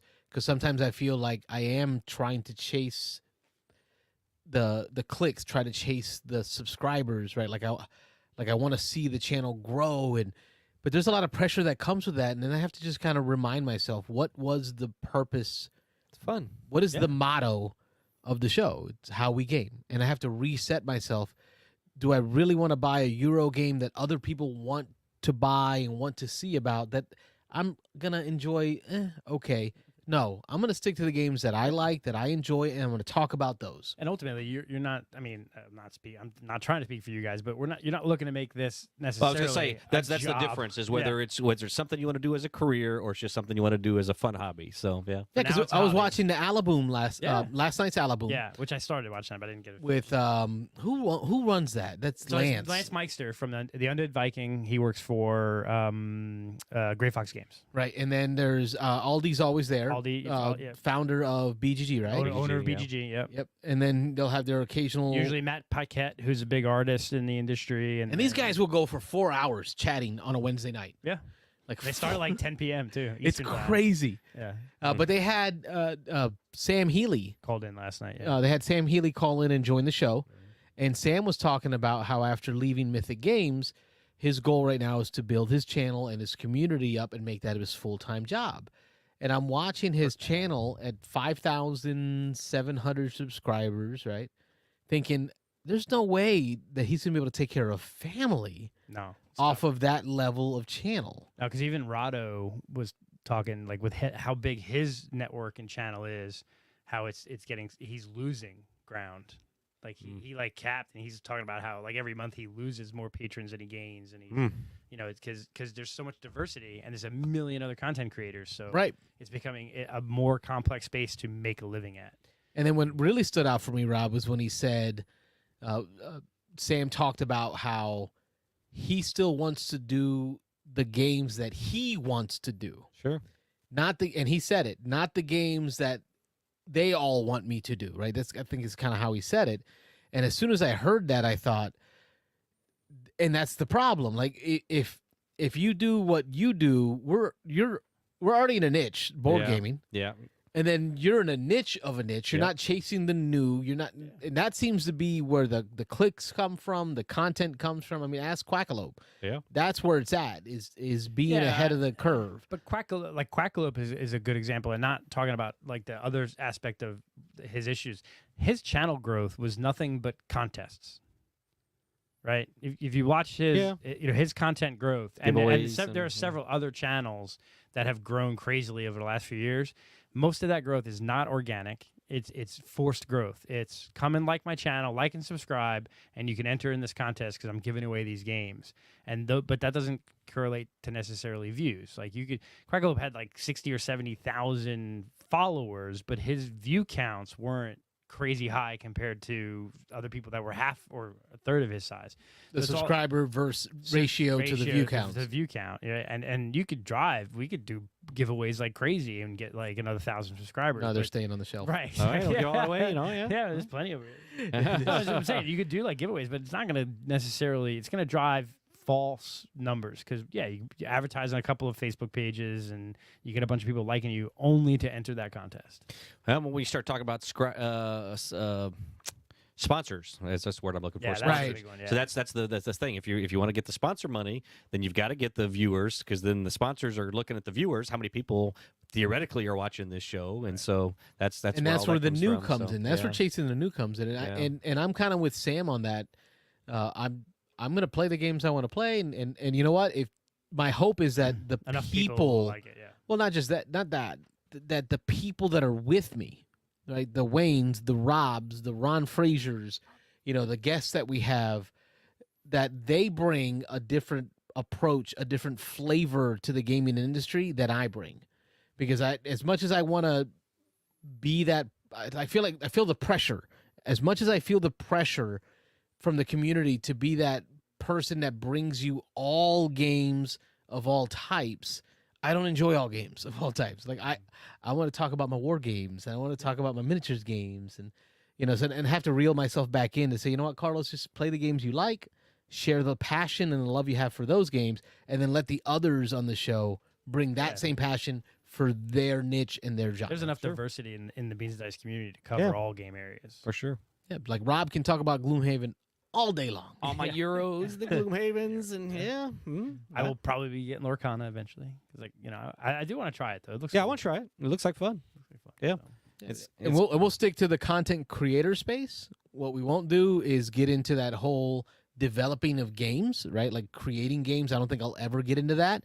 And if I do create games, the last thing I'll do is grab a dolly of $300,000 worth of Cart it out Magic the the door. Gathering Yeah. cards Yeah. to cart them out the door. That's crazy, man. Wait, allegedly. Allegedly. Let me throw that in there because I got to Sure. protect myself. Allegedly. Allegedly. Yeah, right. All right, Yeah. folks, it is a call-in show. 813-618-7099 is the number. So if you want to call and talk Oh, to us man. about stuff. We have done that. My man right there, Sean, he's known me for longer than Rob has. Oh, no. We've gone to church together for a Oh. long yeah, time. Yeah. He's asking about playing games in real time. That's Rob's favorite thing. Is he Like likes? live. We've done a bunch though. We've done some, Yeah. right? I think a bunch. That's a good word. Is a bunch. Yeah. We did it at Your Turn Con. We've done a couple of live plays here before the game that we taped and drew up. And but not on the regular. And I No. think it's because I feel like when the cameras are on, I have to also be on. Like Well, that's part I of it. fear Yeah. saying something or doing something on air that can be construed in a way that makes me lose my job. And the number one thing that Mrs. C tells me every morning when I wake up is what you're going to do today is keep your job. Yeah, Well, this but isn't think a about it, job, you, though. You could also Yeah. say something wrong right Oh, now. no, this ain't too. my Yeah. job. Yeah. But if I say something wrong here, it could impact my real job. Oh, is that what you're saying? But- Oh, well. I guess. So are you trying to say that like, your mind's on the game, so you don't think about saying something, whereas right now you're thinking It's more about exhausting. saying- Yeah, a little bit. Being on. Making sure filters are on is exhausting. Yeah. So, like, I don't enjoy the I just game thought as of- much. Yeah. But Rob's thing is, and I keep telling him, hey, Yeah. you Oh, want there's to play definitely an games audience on- for it. I mean, it sounds Yeah. like Sean's saying Hey, there's I'm an down to audience. play Yeah. games. And Yeah. I can set up the don't thing watch and- that content. Oh yeah, I cannot watch I that love it. content. I love watching 30 minutes of a Depends. game just Yeah. to see if I like it, see how it actually plays. You could tell me how it plays, and you can show me the rules, but until I actually see people play it, see the interaction, see how long a turn takes, see how I do, what affects what you do, that's then I know whether I want to buy the game or not. So yeah.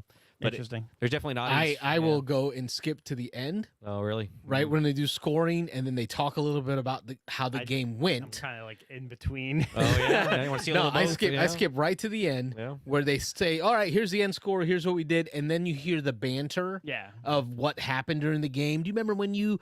And if that doesn't sound lively, if that doesn't sound like they had a good time, Right. then I know this game may not be for me. Like I want to see how people felt about the See, game. I don't. Yeah, I don't. That doesn't do it for me because I don't. Different people have different, obviously, styles, different opinions, and so just because these two guys didn't enjoy the game, even if they're playing it and they're not enjoying it, if the mechanics and what they're doing and their interaction seems like something I would enjoy, and I won't know that just from their banter. So. Yeah. So I think, Yeah. I think like a lot of the Dice Tower folks, I probably know who likes what games, Yeah. who I identify with. So like when they do a review and they have like intro and then 15 minutes of like an explanation of the game, I'll skip that a lot and go to their reviews because I want to see Mike's view because I like to be Mike and Chrissy are probably my people, so I want to see what they think. But if I don't know who it is, like if I don't know how their play style is, then watching a little bit to understand how they play and then seeing how they review is probably what I would do. I agree. Yeah. If you know the personality, then yeah. If you know who you align with, then yeah, that'll work. And what about hitting it rich, finding $300,000 worth of Magic the Gathering cards laying around? Yeah, What do you so do? Yeah, so that's crazy. that's what's crazy to me. Like, I mean, there's been. Well, there's- tell the folks at home what happened. Okay, so Rob's got a bathroom break. Yeah. I'll be right back. Yeah. Dude, do you need another beer while he's out there? No, I'm good. I'm good. Get me the one that you brought. Okay, cool. Yeah. Anyway, sorry. Oh yeah, yeah. Rob brought some Yeah, fancy stuff. Fancy stuff. Yeah. Oh, bring that fancy stuff, Rob. We got the first round of Oktoberfest beers out. Which is We've got those for. It's funny for it's Rob's birthday. Wayne and I had set up to come and play, and I said, "Hey, I'll have chicken wings," and then I bought some beer, and then Wayne bought some beer, and it happened to be the exact same beer 'Cause we know that because we Rob both likes. bought it, knowing that Rob would enjoy it. Yes. That's how we do here at Studio B. There you go. So apparently at Gen Con, and allegedly, Allegedly. on the load-in day when 1,000 companies, 500 companies, whatever it is all unloading all their materials, All the vendors. all the vendors. Two individuals were in that area and came across a pallet of Magic the Gathering cards. Commander decks is what I'm hearing. And they grabbed a dolly and they jacked it up and they walked it right out the door, right? It hit like the second day of Gen Con at, oh my God, like $250,000. And what was crazy is at first everyone was thinking it was just trading cards. So people were like freaking out that it was like Lorcana cards that got stolen. So like, let's, whatever, but it ends up being Magic, and it ended up being like Magic cards from like a game store, like a local game store? friendly local game store had a booth at Gen Con, and their like supply of cards got stolen or something like that. Some crazy. It wasn't like Magic the Gathering's cards got stolen. It was, XYZ stores. But like within 2 days, they released a couple of photos of, hey, look at these two guys wheeling out this thing.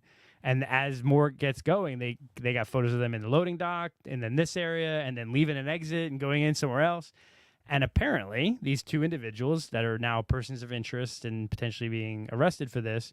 Well, what were they wearing? They were wearing the shirt. One of the guys was wearing the T-shirt that was his game that he designed.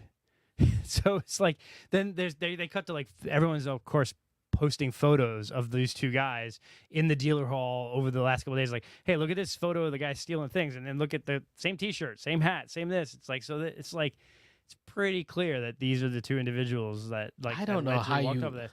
And that is like, it's clearly like, because they were game designers there, they're not, it's a crime of opportunity. It wasn't like a pre-planned thing. It wasn't like criminal masterminds like figuring out like, okay, they're going to be unloading. We're going to sneak into the docks. We're going to do this. We're going to steal it. So this is basically just two guys seeing unattended cards and materials sitting there and going, huh, we could just, hey, Carlos, we could just roll this out of here right now. I missed most of that conversation, but are you saying you don't think it was premeditated? I don't think you it was premeditated. Oh, really? No, I don't. Okay. Like, crime of opportunity, man. Crime of opportunity. Really? You think so? Yeah, definitely. Because how do you premeditate? Like, you don't.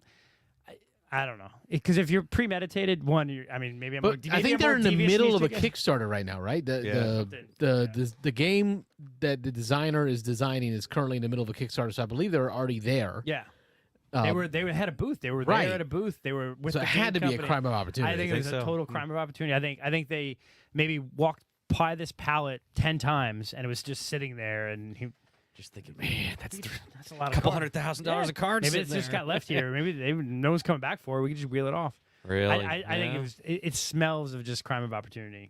Yeah, I hadn't thought about it much, but gosh, yeah, something that The background, I guess, is like my father was a Teamster. He was a truck driver. He worked at JFK Airport and Newark and LaGuardia and all those things his entire life.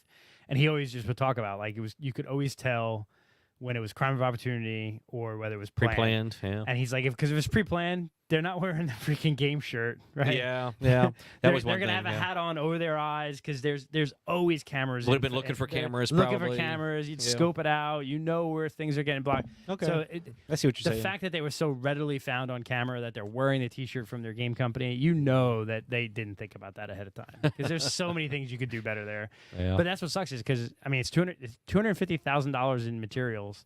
So that's grand theft. And then I read one article where they said that these guys had already left the state. They went back home. So that's interstate theft too. That's taking the product across state lines. The border, and it's like a federal. Yeah, I don't know. That's kind of crazy. Good, so, like, way to ruin your life after I don't know, $300,000 though. Like, I might make some bad choices. I don't know if you're going to escape to a tropical island on $300,000. Yeah, but even if the retail value is $250,000, what are you going to get? 10 cents on the dollar. Rob, tell us about what you've brought today. On your birthday, you brought us some beverages. I was going to actually ask when I brought it out, do we want to do a beer review now? We're going to make this a beer review channel. But let's do it. Yeah, so this was the local football team here in Tampa, the Tampa Bay Bucks. Oh, thank you. Tampa Bay Bucks, they announced this year that they're going back to these were either loved or hated if you're a Tampa area person, what they call the creamsicle jerseys. I loved it. Are they doing it the whole year? Yeah. No, just for certain games. Yeah, for certain games. It's their alternate jersey. Just so they can sell additional jerseys to guys who want. So it's this real light orange creamsicle that they nicknamed it back in the day.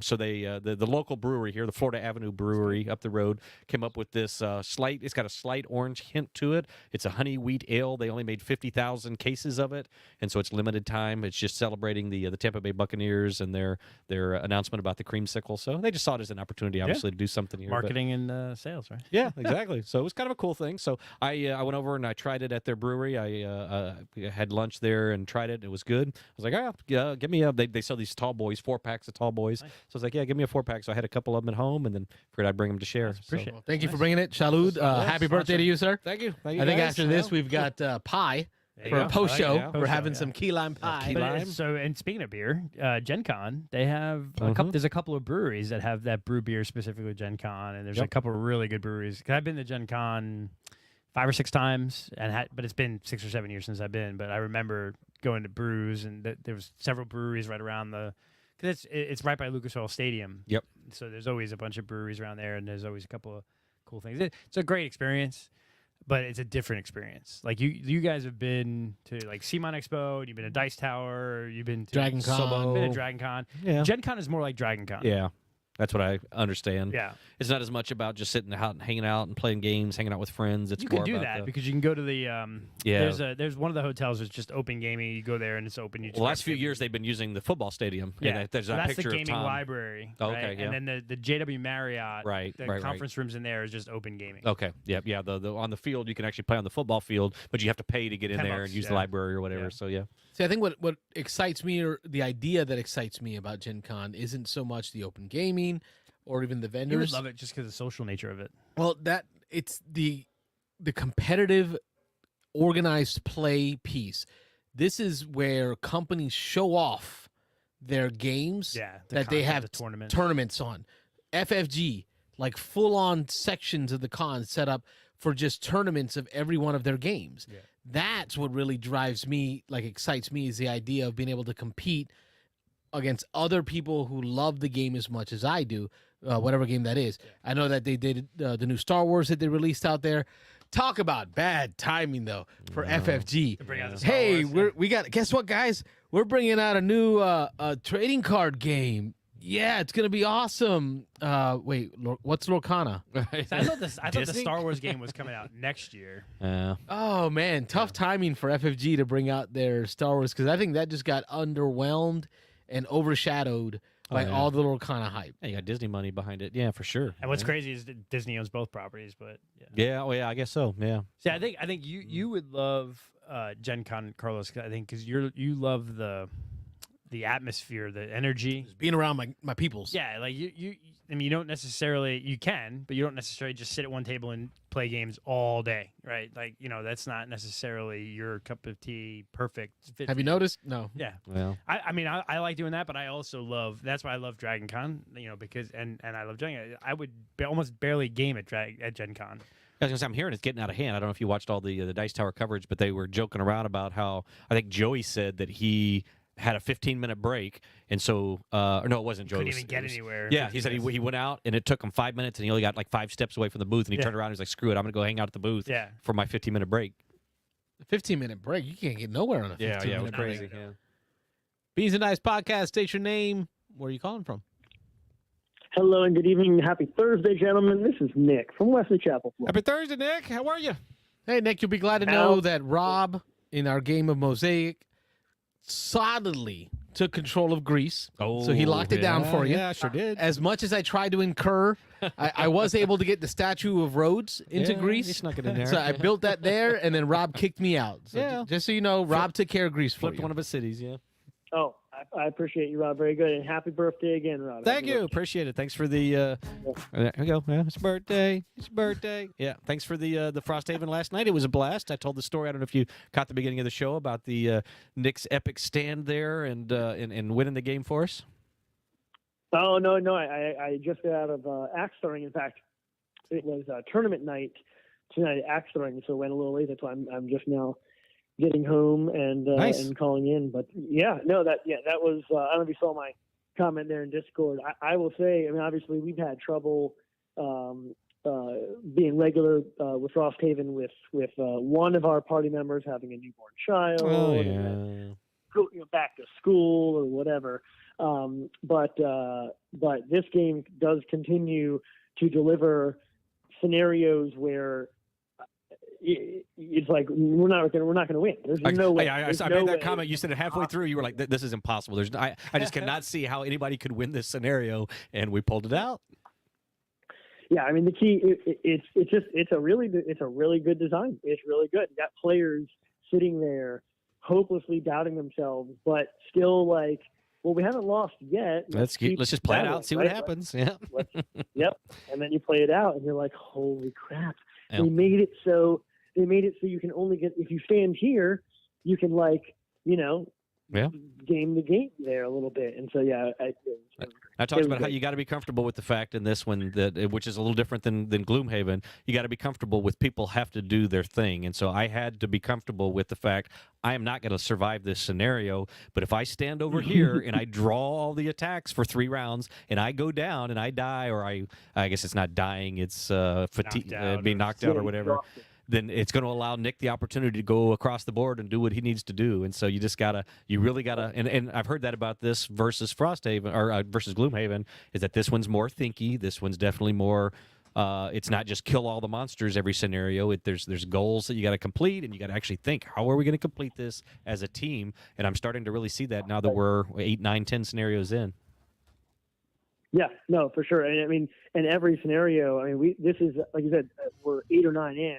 I think this is probably the 4th or 5th where it went down to basically the last turn. I mean, so I don't know if you went into details, but last night one of us had to stand in a certain spot for 7 rounds. Yeah. And if the number had been 8, we probably weren't making it. Oh no. Right. Yeah. So it's like, and this happened in the very last scenario. It was down to like the last attack or whatever. So it's, I tell you what, for a game, this is what blows my mind. A game as large as Frosthaven, where I know that they obviously had the time and money and staff to play test it, but it feels really, really well play tested for a game this big, right? Yeah. For a game, because like every scenario needs to be play tested almost with the vigor of some other entire game, right? Like you go to develop a game where players are going to spend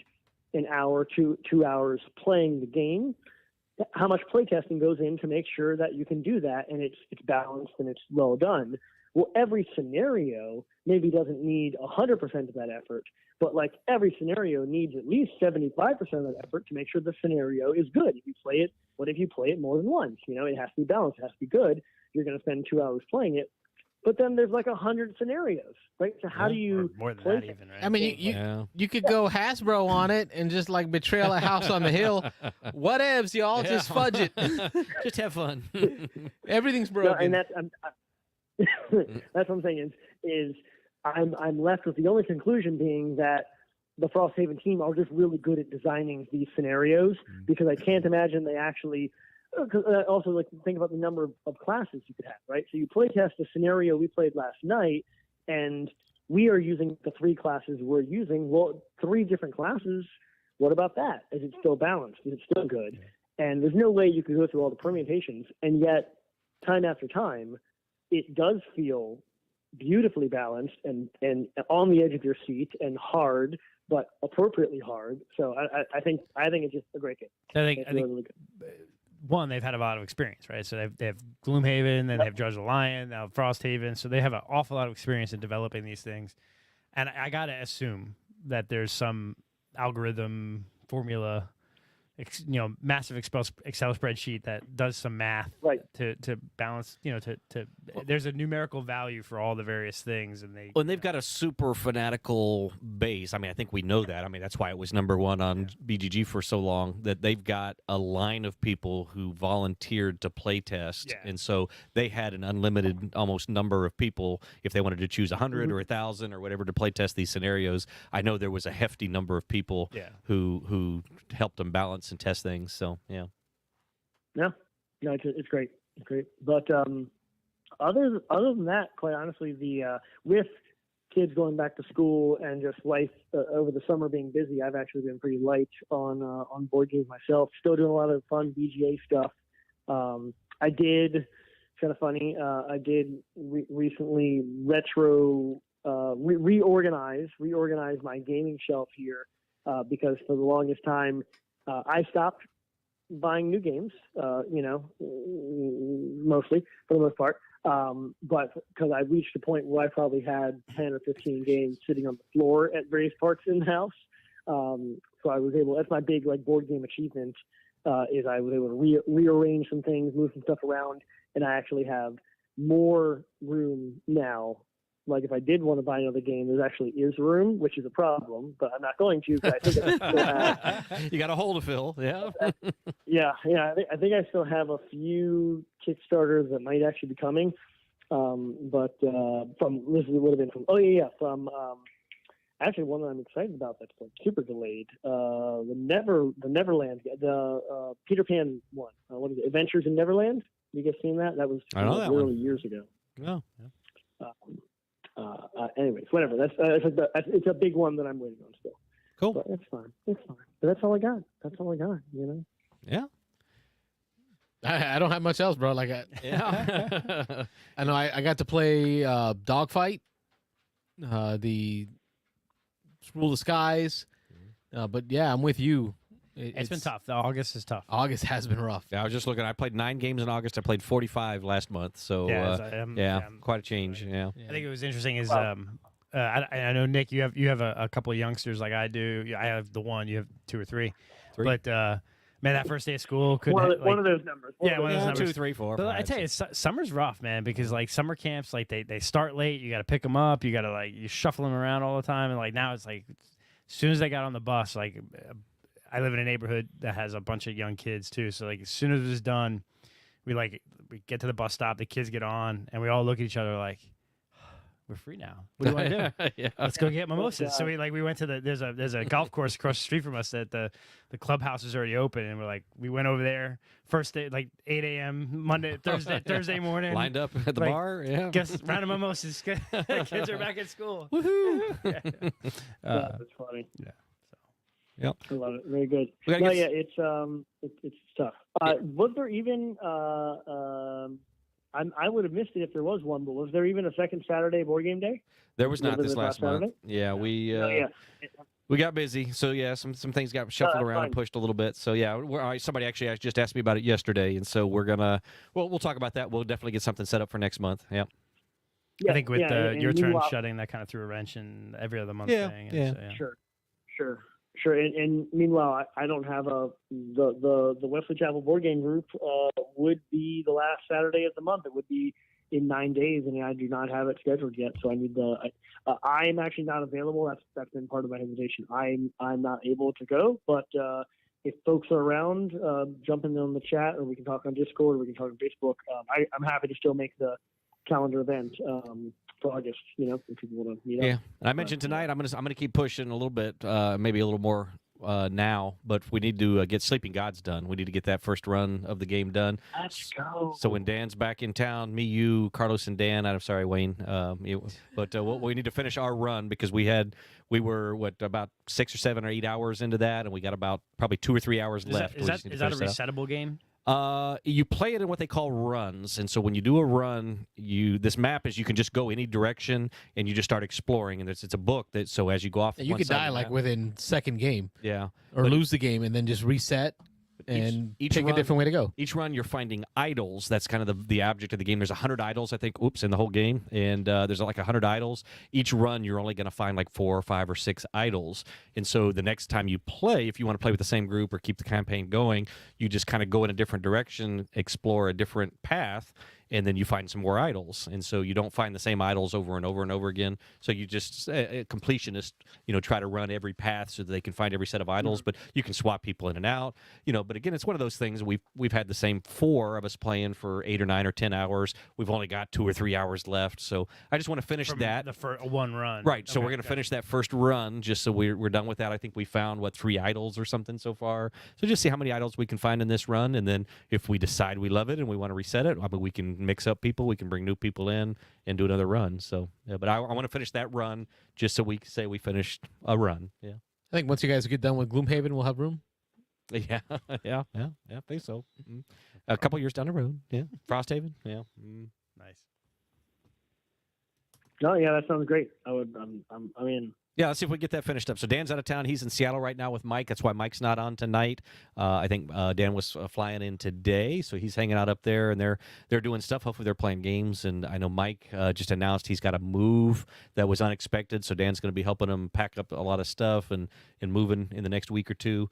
But in any case, when Dan gets back, there's a few things we need to do. I mentioned we need to talk about our trip to Louisiana. So when he comes back, we're going to get a group together, and we're going to set all those final plans for the Southern Board Game Festival. So we're planning, really looking forward to meeting up with those guys, those Louisiana contingent that we've got out there, and playing some games with them. And I can't wait to come back after that and report on how the SOBO, the Southern Board Game Festival, went. But we'll get that arranged. We'll get some Sleeping Gods done so we can finish up that run. I just borrowed for me and my daughter Gloomhaven Jaws of the Lion from Carlos. I just got that tonight. So me and my daughter are going to play through that. So I'm looking forward to reporting on how that goes. But yeah, good times. Cool. Awesome. All right. Well, let me let you guys go and get to the back quarter of your show here. All right, homie. Thanks, Nick. Much appreciated. Yep. All right. Bye-bye. All right, so I think what we'll do for the last quarter of the show is run through our board, Rob. We'll catch up on our board. Yeah, I got to take a look. I said I was going to prep for this, and I prepped zero for this. Nothing? You didn't even think about it at all? No, I did not at all. So I was, might be better because now you're just going to like. Yeah, I'm just going to do it spur of the moment. So again, I've got 45 games that I played last month that I'm going to look at, and then I've got 9 so far that I played. So we're not going to do August at all, right? We're going to just do it's just July. Oh, just so what you played in July. Okay. So I'm going to let these guys lead off as I pull up my July plays because I think at least one of these guys probably prepped for it, and I did not. I did, so yeah. Oh, so all right. So Wayne's prepped. So we want Wayne, to start you wanna with run share through your mine? screen and go through I'll yours. share mine, yeah. We have to actually write ours down physically. Yeah. Yes. Well, Wayne's so lucky. He doesn't have to write it down. He's got it all in spreadsheets and Let's do this. Here we go. computerized. See how this works. See how it works. So again, just for those of you who don't know, if there's any new viewers, we've got this top 20 board, and our rule is on the top 20 board, this is games we've played this year. So this is since January 1st, 2023. This is not our all-time top 20 list. Obviously, again, it's only games we've played this year. We would like to say we've played all of our top 50 games this year, but it just doesn't happen, as anybody who is a big-time board gamer knows. You play games, you don't play games. Some of them you just don't play a year or two at a time, even though they're some of your favorite games. So our idea here is as you play games, they can go onto your list. Once you rank them, once you put them on your top 20 list, they cannot move other than, adding games that bump them up or down. But you cannot move that particular game up or down your list until you've played it again. So you got to play it a second time. So we've got our top 20 lists. Carlos and I have a board behind us. We'll zoom in on that later. Yep. But Wayne's got a digital list. He's all high tech over here. Well, no, I came on later, and there's Oh, there's was no the room- space on the there's board some for space you? on the board Yeah, for me, okay. right? All right. So I think so this is updated as of August 1st. I played 60 or 70 games or something like that in July, so it was a very busy month. So there's I think 5 new games to my list and 3 that moved around. So number 20 for me is one that Rob's going to be very shocked that's at number 20. Let me look. All right, I'm starting to think, but yeah, so number 20 Orleans. No, that's not shocked good. That's shocked bad. I know, that's what I'm saying. Yeah. Well, no, Wow. and what all this is all I right. played so many games, and there's already so many games that I really need to play this again because we played it. I know it's number 2. You can't see me, but up here it's number 2 on my on your list. list. All time, or So, not all time. it really just it's a big game. It's not a big game. It's a good game. It's a really good game. I need to play it more. This game will only move up if I play it more. But with all the news coming out right now, like there's more expansions I know coming more out. Expansions. It's There's crazy. new Yeah, it new was- versions, co-ops. Yeah, I mean, we played a game. I've only played this once. Played it at Dice Tower East with Diego and a bunch of other folks, and it was a big game. It was like 5 or 6 player game. It was big, and so it took a little while, and it was a little bit of a runaway leader at first. So I didn't quite grok it at the beginning, and then I started getting it as the game went on. So I liked it a lot. I definitely want to play it again. It would definitely move up, and so I want to play it with you because you have a lot of experience with the game, and so I think that might be a good idea to like you said, watch a turn or two and learn. And I got to comment on this. So they just announced in our news they just announced was it Orleans the Cathedral or something? which is a standalone game, right? Right, it's going to be a cooperative. standalone cooperative. Cooperative Yeah. game where you're Yeah. building the cathedral. So Orleans did have a expansion that made it cooperative. This one is going back to the, I guess. Yeah. And they also announced another expansion to it in Orleans. As They well, did? like Another a expansion to Contagion Orleans? or something like that. And they or just like- recently had the Roll and Write that came out. So Orleans is another one of these games. I'm going to say, I mean, it's been a popular game, but this is a Yeah. game that I've championed And I think Carlos likes it. Yes. He doesn't like it as much as I do. But this is a game that I've championed that there was a lull there for a few years where nobody was talking about it. I introduced it to several people in the group. Everybody liked it. Everyone's loving it. And now it seems to be back in the eye. I mean, all the stuff's coming out and that's for why I it. talk So. about games that are Yeah. meant to be good. And that's why I know this will climb, and I want to play it again soon because I don't want it to fall off my list. Yeah. I want to move it up. Right. We played Orleans in New Orleans. Yeah, this was a tough one. This was a tough yeah. one to put it at 20. Yeah. So number 19 is The Great Split, another new game. A good one. Made it to the top 20? Have you played this, Carlos? This I game have is not. You have not played really this. This is man. good. I played it 3 times now. Is it really? Yes. It's and so good. there's and this is based simplicity. upon. Go ahead. I judged this list on how much fun did I have playing Yeah. the game. I agree with you. I really enjoyed the Orleans, right? But I didn't. I struggled with it because it was learning the game and it was that first play. Great Split was like first play, awesome. It was like 7 of us. It was like 40 minutes. Yeah. Like, oh Dice man, I was Tower, like, I yeah. want to be like, man, let's rack it again. Let's do it again. Let's do it again. Like, I wanted to play it immediately. And that's why I put Great Split above Orleans. I know it was on sale on the Amazon sale. got it. And I I thought about buying I it got it. because it was like 20-something bucks. I picked it up. Yeah, It's that good. It's that good. I picked it Oh up. man, Yeah, it's now I good. It's regret really not good. pulling the It's a trigger. really good good. family It's game, a really light good game. light game, family game. You I cut, can you rock it. choose. Yeah, it's really good, and that's what good. that's why it hit above Orleans for me. Is just because it was such a fun play. I disagree with that, but I love Great Split. No, I get Yeah. it, but it's based Yeah. on how I play, and I've I like said like Orleans can go up easily. Yeah. Yeah. Crusaders has been on my list for a while, although it's slowly going down. I just haven't, a lot of other games out there. So We just got to play it again. That's it. First Rat moved up.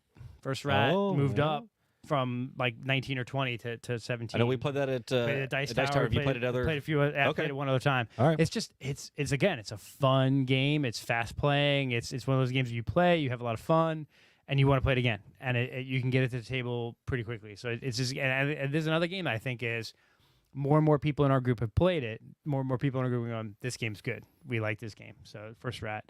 Wingspan Asia, which is just Wingspan, is going down my list. It started at like 10. It's been moving down my list just because I haven't played Wingspan again this year. Yeah. Really, and it's a good game. I love Wingspan, but there's a lot of other great games out there, so it's just hard to keep up.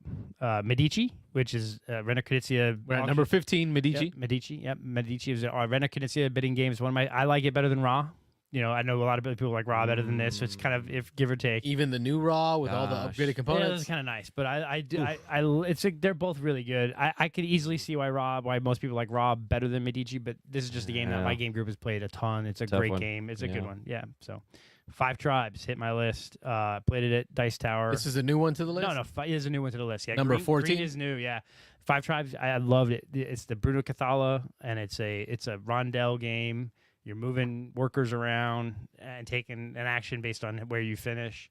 It's got a bunch of it's one of those evergreens. It's been around forever. Have you played this one in the past? Or there was this- I own okay. everything there is Gotcha. to know about 5 Tribes, and I taught it to a few people at Dice Tower. See, Nick's so. a big fan. I own this. This was one of the staple games that I bought when I was starting my collection Yep. because I heard so much about it, and I played it one time, and I never felt the need to go back to it. Really? But Yeah. Nick Oben keeps telling me that I need to play it Yeah, again. it's so maybe, good. It's maybe I need to play with you and Nick, and we I need to. will play 5 Tribes, and you can bring Orleans. All right, yeah, for sure. Yeah, that works. But I really like 5 Tribes. I hadn't played 5 Tribes in several years, but it's on my shelf. It's a game that I played a ton back in the day, and having played it at Dice Tower, I'm like, oh, I remember why I like this game so much. So that hit my list. And then Manhattan Project Energy Empire. Oh, yeah. I'm looking at that up right now. I'm thinking, is this going to make my list? Yeah. So it's the 13. This was good, and this was I think in the next couple of weeks, I think Mitchell and I are going to talk about FOMO and how you get over it or how it works or the fear of missing out. And this and Manhattan Project are games that I'm mad as all get out because both this Energy Empire and Manhattan Project were on my wish list for years to buy, and I never pulled the trigger. And now I'm thinking to myself, damn it, I wanted. Yeah. And they're hard to get. That experience Yes, of it's- Energy Empire was is the reason I continue to just throw money at new games Yeah. because of the fear of, I might not get in with enough time to actually get a it. copy. Yeah. Oh. And I really Manhattan. This was a great game, and I actually have found a couple of copies that you can buy on various websites, and I'm like, I'm so close. And it's not super pricey. But Rob owns it. Yeah, but Rob owns it, so I can play yeah. Rob's copy. Yeah. Quacks of Quellingbird moved up a little bit. When I played it I played it a few more times. You know, it hit my list. I think it was like 16, 17, 18 when it first hit the list. So it moved up to 12 because it was just really hitting hard. I love how Carlos poo-pooed it like crazy when I first played it, and then all of a sudden I got some games in, and it's like, okay, I can see this. Went all in, yeah. Tyrus in the Dark, staying in that like 10, 11, 12 range. So that's a great game. Oh, yeah. Obsession, kind of in that same area. It's a game that was on my list. It's right around that same 10. I want to play it again. And it's a game where I'm like, I really like it. I really like this game. But even though it's 10 my games played this year, but I still haven't pulled the trigger on buying it because like you can buy it from the website and it's like 60, 70 bucks. But then there's like 2 expansions and whatever. And then by the time you edit it all, it's like 100 and something bucks, 120, 125. I'm like, it's a little too much. I can just play it on BGA. Raiders of the North Sea is still my favorite of all the Shem Phillips games. I know a lot of people have other ones that they like more, but I just love this game. To me, this is almost a replacement for, or is equal to me as far as Lords of Waterdeep. They're kind of the same, that like not entry level, but worker placement with a little bit of weight to it. I would say entry level, The but little, Not entry level. I'm saying as far as like it's like that like next step up game. I'm still putting out the fire from the brain burn I got when I played this one we time. played it with all the expansions, but there were like 3 But expansions. I really like this game. And actually, I picked up a copy of this used at the recent Your Turn Yes, flea market. I remember that. And it was everything. Yeah. It was the big box with all the expansions, with all the cool. Wow. Yeah, it was good. Got a good price. So anyway, Good grab. Mansions of Madness. I just haven't played this again. I would probably move this down. I do love Mansions of Madness, but it is kind of a niche game that my wife and I play a couple times a year and really enjoy. I like it a lot. I love it. It's great, you know, and I wish they would still be coming out with more material for it. Yeah. I don't know. I still have the core set and 1 expansion, and I feel like I've got plenty. Yeah. I played it enough where we played through most That's the of it. difference. I don't tend to play campaign games or scenario-based games regularly. Zolkin on my list.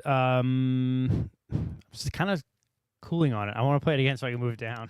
I love that. I love that meta about this Like, list. it hit me really well when we played It's it a that 20 one on my time. list, so yeah, like it's coming off tonight. It would be lower. It's still a great game. I see. What's funny is I had to choose between Zolkin or Stone Age to buy, or I could have bought both, but I was only going to buy one. I ended up buying Stone Age, so I want to get Stone Age. Stone Age is better than Zolkin, in my opinion. I'm going to say the opposite, but yeah, they're both good games. Yeah, But yeah. anyway.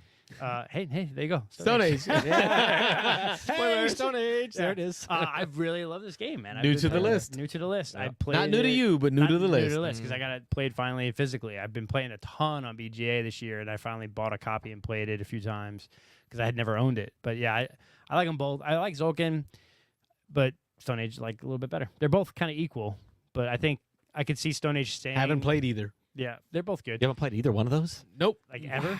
Really? Ever. No, wow. Okay. So they're both really good. I think Zolkin probably would fall a little on my list, and Stone Age would probably stay around that range. So give or take a few. Yep. Lost Ruins of Arnak hitting number 5. Still enjoying it. I really want to get the expansion now that they just came out leaders? with. I Or want the- that or the- 2-player. Yeah, the campaign. Campaign. Yes. Yes, that's the new one that just came out. I really want that one. That's the one I'm definitely gonna buy. Because I tend to only play it 2-player with my wife, so that I think will Yeah. add the most desire to play the game again. Is Yeah. that different mode? Concordia still in the same spot. Concordia actually fell a spot. Oh. Concordia was 3 on my list. Foreshadowing something Yes, above. so- Something broke the yeah, top so 3. Something broke the top 3, but it's not a new game to my top 3. It is Comic Hunters. Oh. I have played more and more Comic Hunters, and it's such a good game. It man. is fun. It It is a lot such of a fun game. Number 3, though. Yeah. I got to it get that is. one from you and get Yeah. it played. It's- I it's got to get good. that one. It- From We need you. to play it together sometime. We need Yeah. to play that on stream. That one we Yeah, should that play would on be stream good. because That it's would be short good. enough. Yes. Yep. It's not too long. Yep. Yep. Way I- under an hour. I Yeah. just it goes back to like the last the Great Split. It's fast. It hits. The theme is perfect. It's fun. I just, And that's one that we can do. One of the things that I've done in the past that I've enjoyed doing on video is teach Carlos. yeah. Like I've had folks come in and teach me games on Let's do camera it. and play. Comic Hunters fans, too. Right. I can Yeah. have you bring it in and just teach And me. I think you will dig it. and then folks can learn how to play it and watch us play all at the same That'd be time. great. So Yeah. I basically just flip Comic Hunters and Concordia. I like now. Don't get me wrong. Concordia is one of my top games of all time. I just at this point I'm having so much fun playing Comic Hunters. Like I want to play it. Like if I look at the two and I go, I'm just gonna grab because it's quick. I need to play it more. I played it 3 times now, but I need to play it a few more times. Yeah, I'm at like 6 or 7 plays. That's Probably. pretty good. Yeah, it's good. Yeah. For any modern game Yep. today to play it 6-7 times, that's pretty good. And then obviously Brass Birmingham at number 2, and then Castles Burgundy number 1. So Nice. Yep. He says, obviously. Obviously. Well, obviously. Castle Burgundy is tough. See, That's but my you game. can't. You can't set it in stone forever. No, but nothing has hit. If you gave me all the games I own, and you say go pick one, Castles. it's probably Castles. Mm. Oh, 9 times out of 10. We need to play Brass again. Yeah, Brass too. I mean, Brass, like, but these top 3 or 4 right there, it's like Yeah, it's hard to. Okay, And- I enjoy reading rule books as a pastime. I will tell you, last week I went through the Brass Birmingham rule book all over again, and read the Esoteric Order of Gamers summary of the. We need- I just wanted to read the rule book to Brass again for some Yeah, reason. I sure. went through it last week. So I Okay. think You're right. what's- Like, it's a game we should play more Yeah, often. wish we need to play it again. Yeah. Yeah. Like, What's- I make it bedtime reading. Yeah. What's missing from my list still is Dune. I have actually not gotten Dune Imperium to the table this year. Oh, this year. I was just This saying, year, yeah. this Oh, year. you Yeah. haven't. I haven't gotten it to the table yet this All year. right, so We okay, played so it, yeah. I was thinking about this because it was funny to me. We're talking about some of the games that we put on the list and how we got them onto the list and how we think we should play them again to bring them down.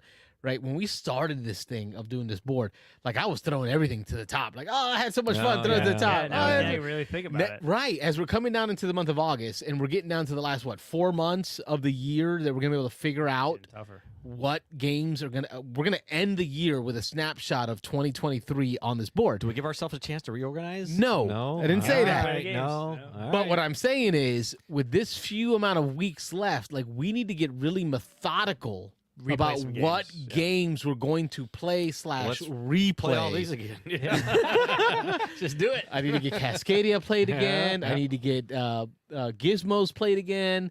Right. I The need Gizmos better be moving down. Right. I have to get it Yeah. played Yeah. again Get it to off. kind of shuffle. Yeah. Radlands. Mhm. I know Rob pulled a parachute and like Yeah, ripped all his I was 2-player never big games on off. Radlands, Yeah. yeah. I You still saw haven't did- done that. I did a separate top 20 list of I games I haven't played done with my that. kid, Oh, okay. which I posted that to Discord separately because I looked at all the games I played this year, and there are games that I really enjoy playing, but I only play with my son. So I did make a top 20 list of games I play with my kid and my family, and that's on the Discord server. So again, you all, if you're not on the Discord server, join it because there's everybody in our community is posting their own top 20 Oh, yeah. lists, and it's a lot of fun. And they're to fun see. to watch. They're fun Yeah. to watch, yeah. So I need to play Dune. Right. Like not only do we have to think about what games are on here that we want to move, Yeah, what games do I want to add? what games do we Yeah. know we love Yeah. And that we want to make sure are on the list. Comic Hunters is going to be on your list. Right. So You're it's gonna- like, you're going to play We it, have to it's get. You think so? gonna be You on think your it's gonna make his list. top I think 20? it's going to be top 20. We need Wayno, my man, Yep. Excel. It's your thing. Did you see that post I put about the Excel championships? There's a tournament Yeah. coming up for people Is that that like. today? Like it does Oh, like no. events. I remember that. Oh, It's yeah, like yeah, an I saw that. XL Yeah, off. I saw that. We- It's That's a little ESPN or beyond something. even me, man. Didn't they say ESPN or something was going to cover it or Right. something? It's something Yeah. crazy like Yeah. that. The Ocho. It's the ocean. Yeah, there you go.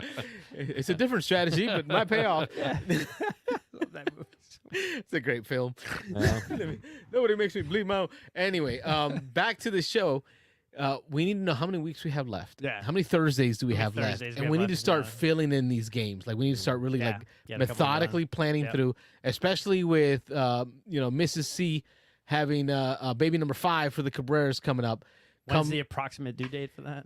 Right now, there's a huge range. Yeah. Somewhere between Thanksgiving and like the middle of December. Yeah. So, Right. So it's all dependent on a lot of stuff.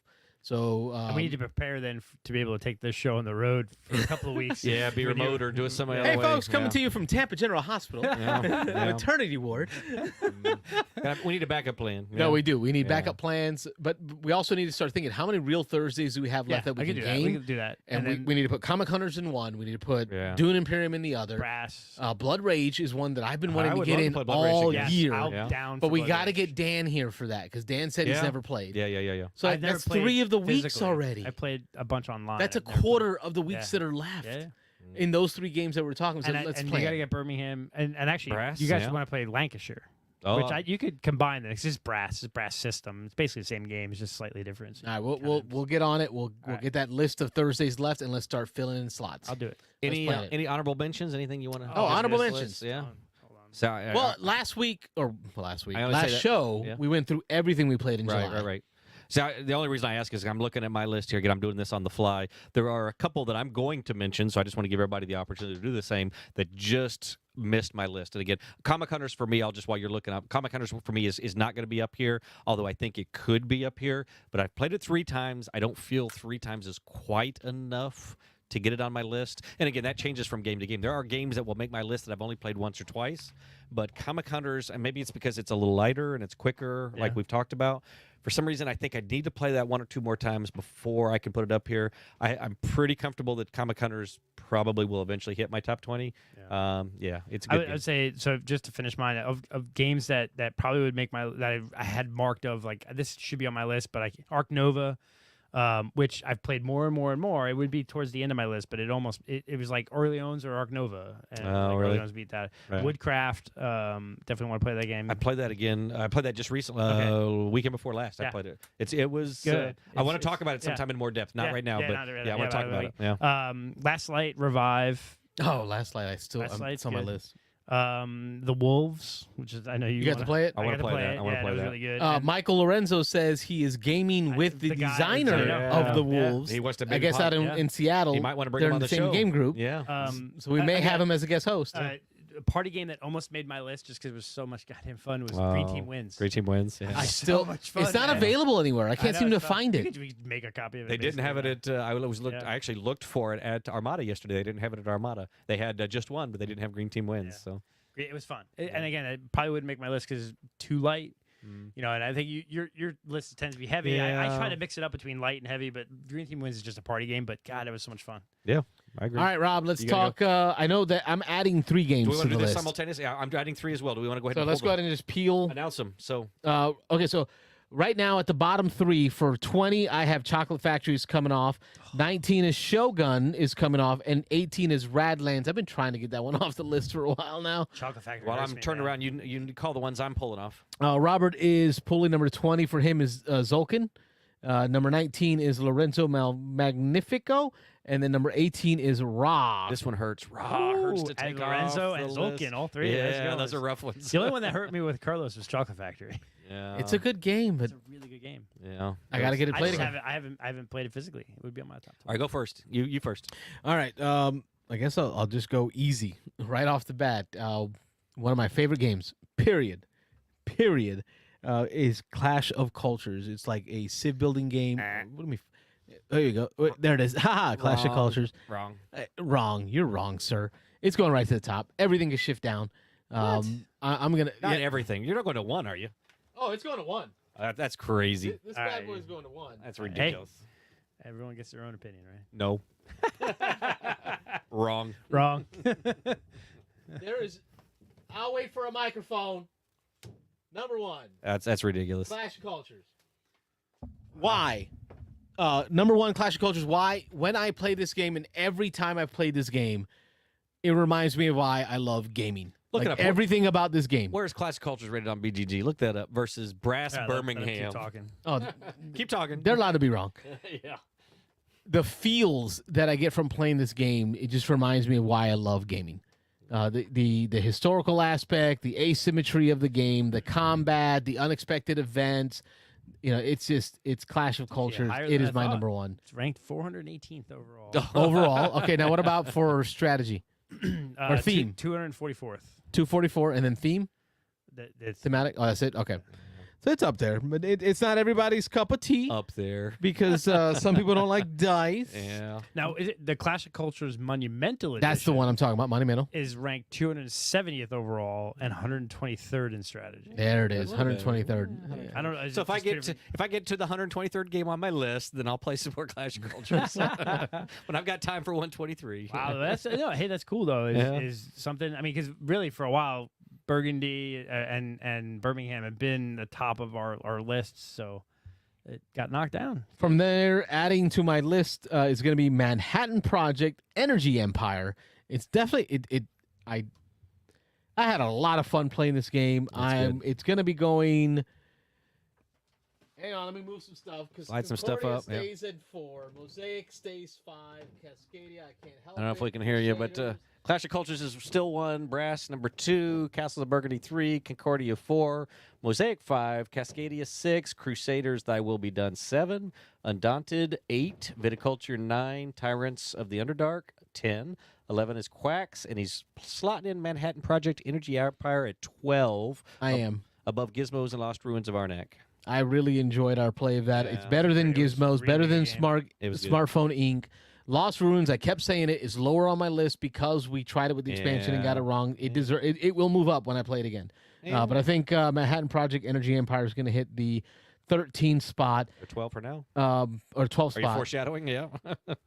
And then from there, geez, this is where it gets tough. Hadara. Hadara. Ooh. It is good. Just It missed is my list. Really good. Just missed my list. I've only played it twice. Once online and once with you.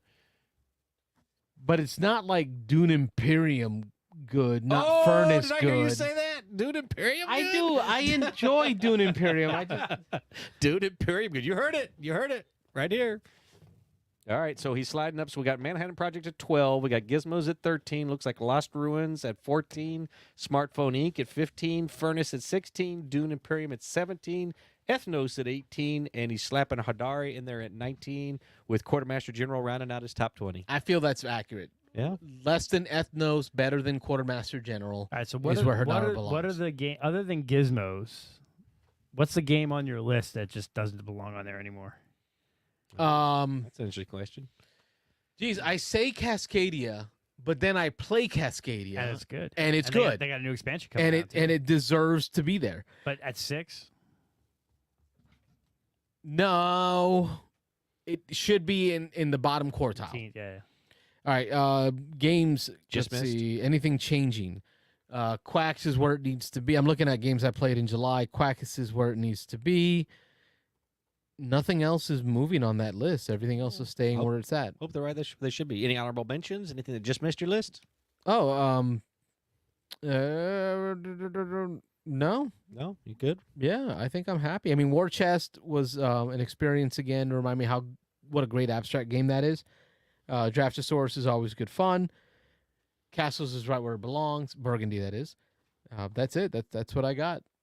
So yeah, Rob read it down. That's my list. Rob, you're up. All right, let me hit it. So I'll start with the one that you put up. So just to give an idea for Manhattan Project Energy Empire, I liked this a lot. I am the owner of the game in our group here, so I mean, there's always that bias. I think sometimes when you own the game, you feel some you need to justify your purchase. You need to rank it a little higher. But I'm going to agree with you. It's not going to be in the top half for me. Although I liked it a lot. Off of one play, it's going to be hard for me to put it above a lot of these other games. Although if I play this some more, this could really move up the list. This was a lot better than I expected. I knew it was a good game going in. So looking here, Ethnos, it's hurting me. Ethnos is on your list at 18. I'm going to go ahead and slide. I think all three of these new ones I'm putting on are going to go above Ethnos. Oh wow, okay. So I think Ethnos is going to go to 20. Just to touch back on your question, Wayne, the one game, if I could just strip it off my list right now, I think would be Welcome to. And again, it's going to sound, it's typical Rob. This game's a little too light, Little I too think, to be light. on this list. That needs to be a yeah. T-shirt. Yeah, exactly. Too light. We have to get a bees and dice. It's a little too Yeah, late. probably so, yeah. So, I mean, I enjoy my time with Welcome to. I'm in, I think, 2 games of it on BGA right now. I mean, a great game, but when I look at the epicness of all these other games, yeah. You can have epic and light. I It's the same don't know. list, I Rob. don't know if I can agree. So, anyway. If it was up to Rob, we'd have 8 different Yeah. magnetic boards. Yeah, there we go. Everything qualified and Yeah, I mean, categorized. this is for this. This Super is heavy, we need, super we need light. spreadsheets with pivot tables and all kinds of stuff. Yeah, so yeah, that's the thing. Shogun, Manhattan Project is going to go above Shogun. I think I definitely liked it better than Shogun. Res Arcana, again, a lightish game is going to move down. Tapestry is going to move down. I like Manhattan better than that. Trajan's definitely down Wow, there. we're like we're matching right now, Rob. Yeah. We're matching Are- at 12. Are we getting close? Yeah. We are matching I was at- Manhattan I was Project at- at 12. I was no. at 13. You had it at 13. Oh. 13. Now Wow, y'all- we are pretty close. Y'all Yeah, putting that's what I'm pressure for saying. me to slot it in here. So now, Oh, no, you don't have to. Unsettled is where we get to tough. Unsettled. I'm surprised Unsettled made it as high as it did. Unsettled is good. Well, it is good. I need to play some more. Again, it's been a little while since I played, but it is a really good game. It just didn't get the spread the love the play. So that she got- Unsettled's currently at 11. It's sliding down to 14. Yeah, I'm gonna go 14. So that means all three of you are going to be higher than that. Yeah, Obsession is Well, currently at probably, 10, so yeah. that means he would, if he slotted right now, he would have Manhattan Project at 11. So it'd be 11, 12, 13. So After one play, I'm gonna put this here for now. There's gonna be a little sliding. So again, this isn't Oh! anything. I'm gonna throw it at 12 for the moment. I mean, this may slide a little bit, but I'm gonna put it in here. I saw again. I felt a little pressure, but I'm gonna match Carlos at 12. I'm one off of Wayne. You said it was 13. 13 yeah. on your list. I mean, I that's, agree. But that's about like we all enjoyed that gameplay so much. Off of and one it, play. and it was like, bam, it was like right there. One play. Yeah. It's already up here in the top, almost top 10. I We think- got I- another match, Robert. Woohoo! We matched There it is. again. Again, I think I'm going to go buy this game. oh, yeah. Are you gonna spend the money? I might. The asymmetric nations. So good. The, Love it. Like, Yeah. Really good game. I've been itching to teach the kids. They are both interested in it, and so I told them tomorrow during my lunch break. We've been watching 1899 on Netflix. So good, isn't it? It is good. We're really liking it. We're about halfway through this first season. which is all- 1899. 1883. It's a 1883? Is that what no 1899 actually? Oh, you're talking about the Yellowstone. Yellowstone, No, yeah, no, no. 1899 is a Cthulhu on a ship gotcha. out at sea. 1899 is the year. But What there's- is it on? But Netflix. It's Netflix. Oh, It's on oh, Netflix. all right. It was, That's my it was list. on their top 10 for a long time. I'm- If you like Cthulhu, Oh, I yeah, thought watch it was going to be jump scare kind of stuff, but it's not. It's just really 1899. all freaky, right. kind of weird mind stuff. So What does that It's- got to it's do with really Energy good. Empire? anyway, so I don't know. How do we No, get there? During his lunch break, they've been watching Yes, that. there They're you gonna go. be done with it so that He he got can move That on. way he Yes. can teach Manhattan. Right. So copy. we've been watching that, but I told the kids I'm so excited about it. Tomorrow we are not during my lunch break because I'm working from home. We are not going to watch 1899. I'm teaching Energy Empire because Copy. they're both Okay, interested. now I'm trying to He figure reeled out me how in. we got He there. reeled me in over there. He I reeled just me in. added 1899 to my list. As soon as I get finished with Billions. You actually have a list? I'm only Oh, half. yeah, yeah. I'm only halfway through the first season, so I can't vouch for how the first season's going to end There's up. 8 episodes, whatever. Yeah, it's good. Nice. Yeah. All right, I'm in there. Subtitles though.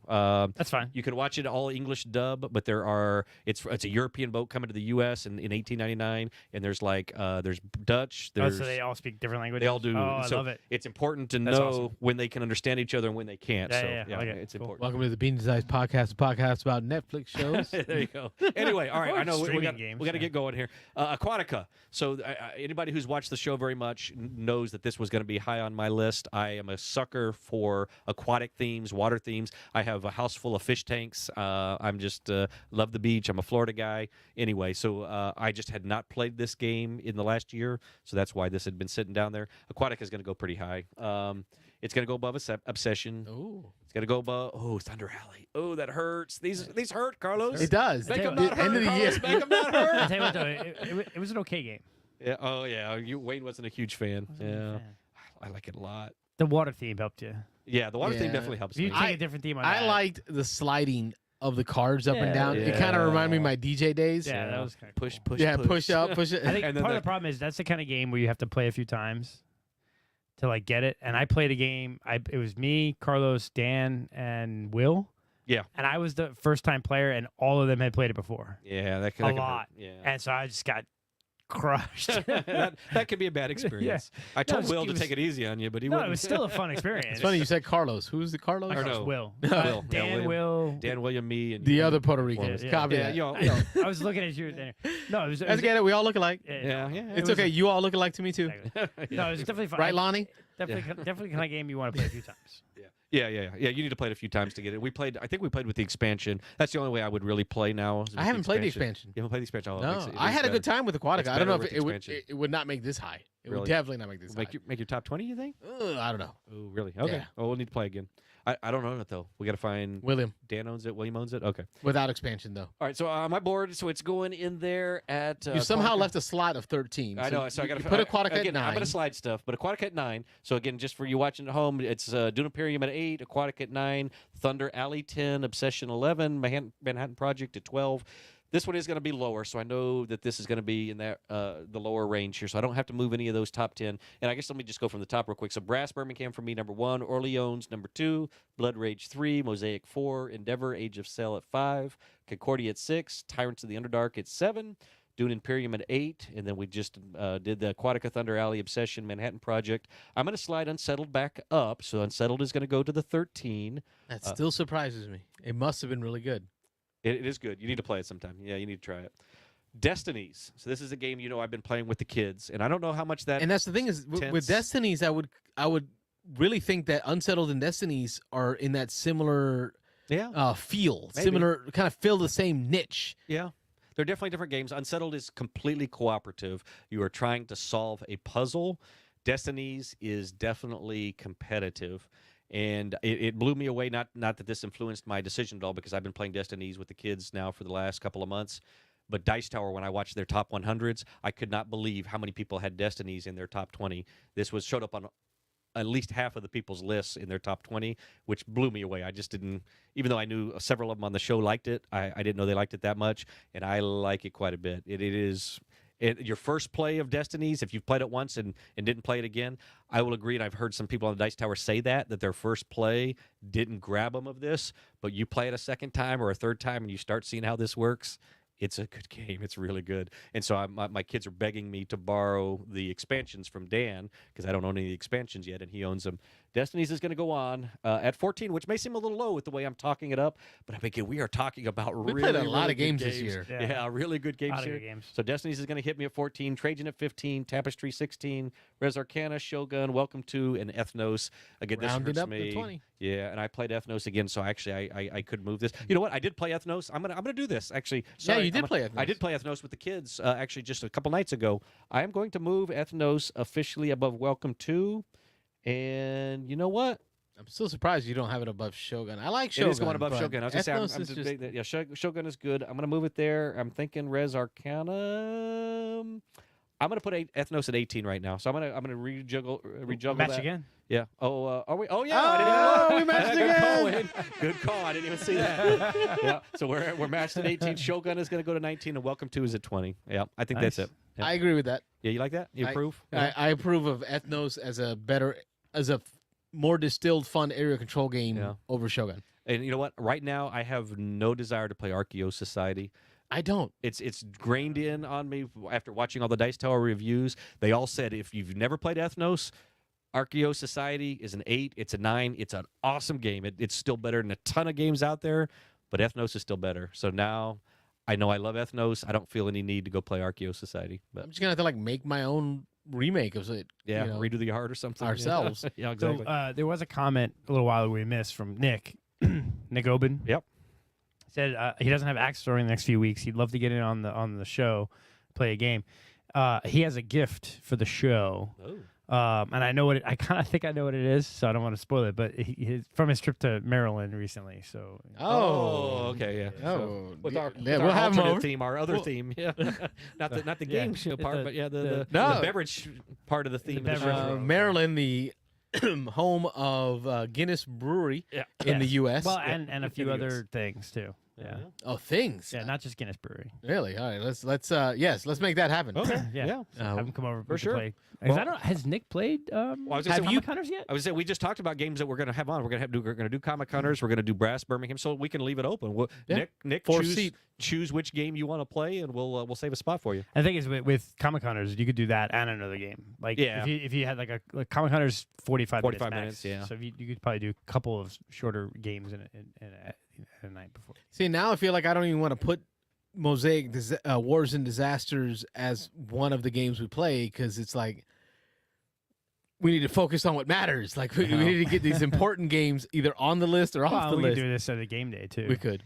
I just noticed Edmund in the chat. You were talking about metric system earlier, and as soon as you mentioned that, I was like, I wonder if Edmund's out there watching. So yeah, we were talking metric system, and Our friend from Sweden. yeah, there we go. Yep, absolutely. Thanks for watching, Edmund. We appreciate you getting up super early. What's that, like GMT time? I was gonna right say, now? yeah, it's got to be like what 4 or 5 in the morning over there. Yeah, it's crazy. Sweden? Is that where Sweden? Sweden? Yeah, Yeah. 11, 12, He's not 1, allowed 2, to be 3, in 4, the 5, 6. show. Yeah, like No. 6 They a.m. beat the United States in the World Cup. Oh, is that what it is? oh, show me Yeah. where they hurt you. Knock the U.S. women's team out of the World Cup. Oh, so Wayne's not happy. Knocked Yeah. ourselves out, bro. Yeah. That kick. Well, yeah. Kick her around the 5 world. a.m. Yeah. 5 a.m. over there. There we go. Just Yeah, bought. Yentis. Yentis. Nice. Yeah. Deluxe edition. That's a big one. That's the one with the tree on the front. Yeah. Mm. Carlos is looking with the blank stare, but It's not a World War II. Yinties, I guess they call it hinties or yeah. Cool. I have not played it, Edmund. Just so you know, it is one that I've had on the list for a while. It's never been at the top of my list. It's been one of those that when I run into the opportunity, I definitely want to try it. But I'm guessing you're a fan since you just picked it up, the deluxe version. So yeah, nice. Shout out to Matt Harris joining in. Matt Harris. Why should I know that one? No, I don't. okay. But Okay, he I'm sorry. says hello. He's Seemed like he was a friend of yours. checking in from New Hampshire. Very nice. Yeah. The new follower. Appreciate the new watchers. Yeah. We'll take it. Yeah, Here we are. It's the Just about to wrap up for the this is it. Welcome to the show. Yeah, go back and watch for all of our people who catch on. 9 to 11. Yeah, we've heard a lot of people watch a post show. A lot of people just can't catch us live, so we appreciate that. Even though we would love people to watch live and be able to participate and call in and do the thing. But as you've seen, if you've watched us before or not, if you go back and watch our shows, if you don't call, we're just going to chat about stuff. So And if you don't watch, we're still going to do it. yeah, we're still going to do it. It's just fun for us. Yeah, yeah. But yeah, man, if you're a new listener, 9 to 11 every Thursday. Eastern times, Eastern Standard, time. yeah. Mhm. And what you missed earlier was this is a live call-in show, so we take live phone calls, talk about board gaming. Yeah, half the show is open phone lines where we take your calls. So remind your folks, let your friends know at home what we got going on here. Check us out on our Discord. It'll be in the description. The link to the Discord is in the description. A lot of chatter going on there about folks' top 20. Podcast status? Are we looking we're- at a no, podcast we're, this we're week? getting back on. Yeah, no, first 2 weeks of school so last week was Mitchell's first week of school in Louisiana. This was my first week of school here in Florida. So we're going to probably record a podcast tomorrow. We're probably going to start recording on Fridays so they release it the following Monday, Tuesday, Wednesday. So Cool. we took a 2-week hiatus, but we're back to our normal podcasting going forward. So yeah. Nice. And then we got the RPG thing still going on? Or Yeah, we got to get a set a date to dedicate the show to it. Okay. That's like once a month. I say or we. every month. That's not we. That's you guys have an But RPG thing at going very on. minimum, a segment. There you go. So have them on for a segment of the Yeah. show. Yeah. Cool. We could. It would be like a variety show. It's gonna be crazy. Everything. I love having y'all Muppets. on. I love doing this. We thank you all for watching. God bless you and your families. Continue to pray for mine as I continue to watch it grow. We thank you for being a part of the show, Wayne and Rob. You guys have been with me this whole time. I appreciate y'all being here. I'm your host. Well, I'm Carlos, one of your hosts. I'm Rob. I'm waiting. Thanks for watching, everybody, and we will see y'all hopefully next week. Thanks for watching the Beans and Dice podcast. Don't forget to like and subscribe. We love you too, Matt Harris.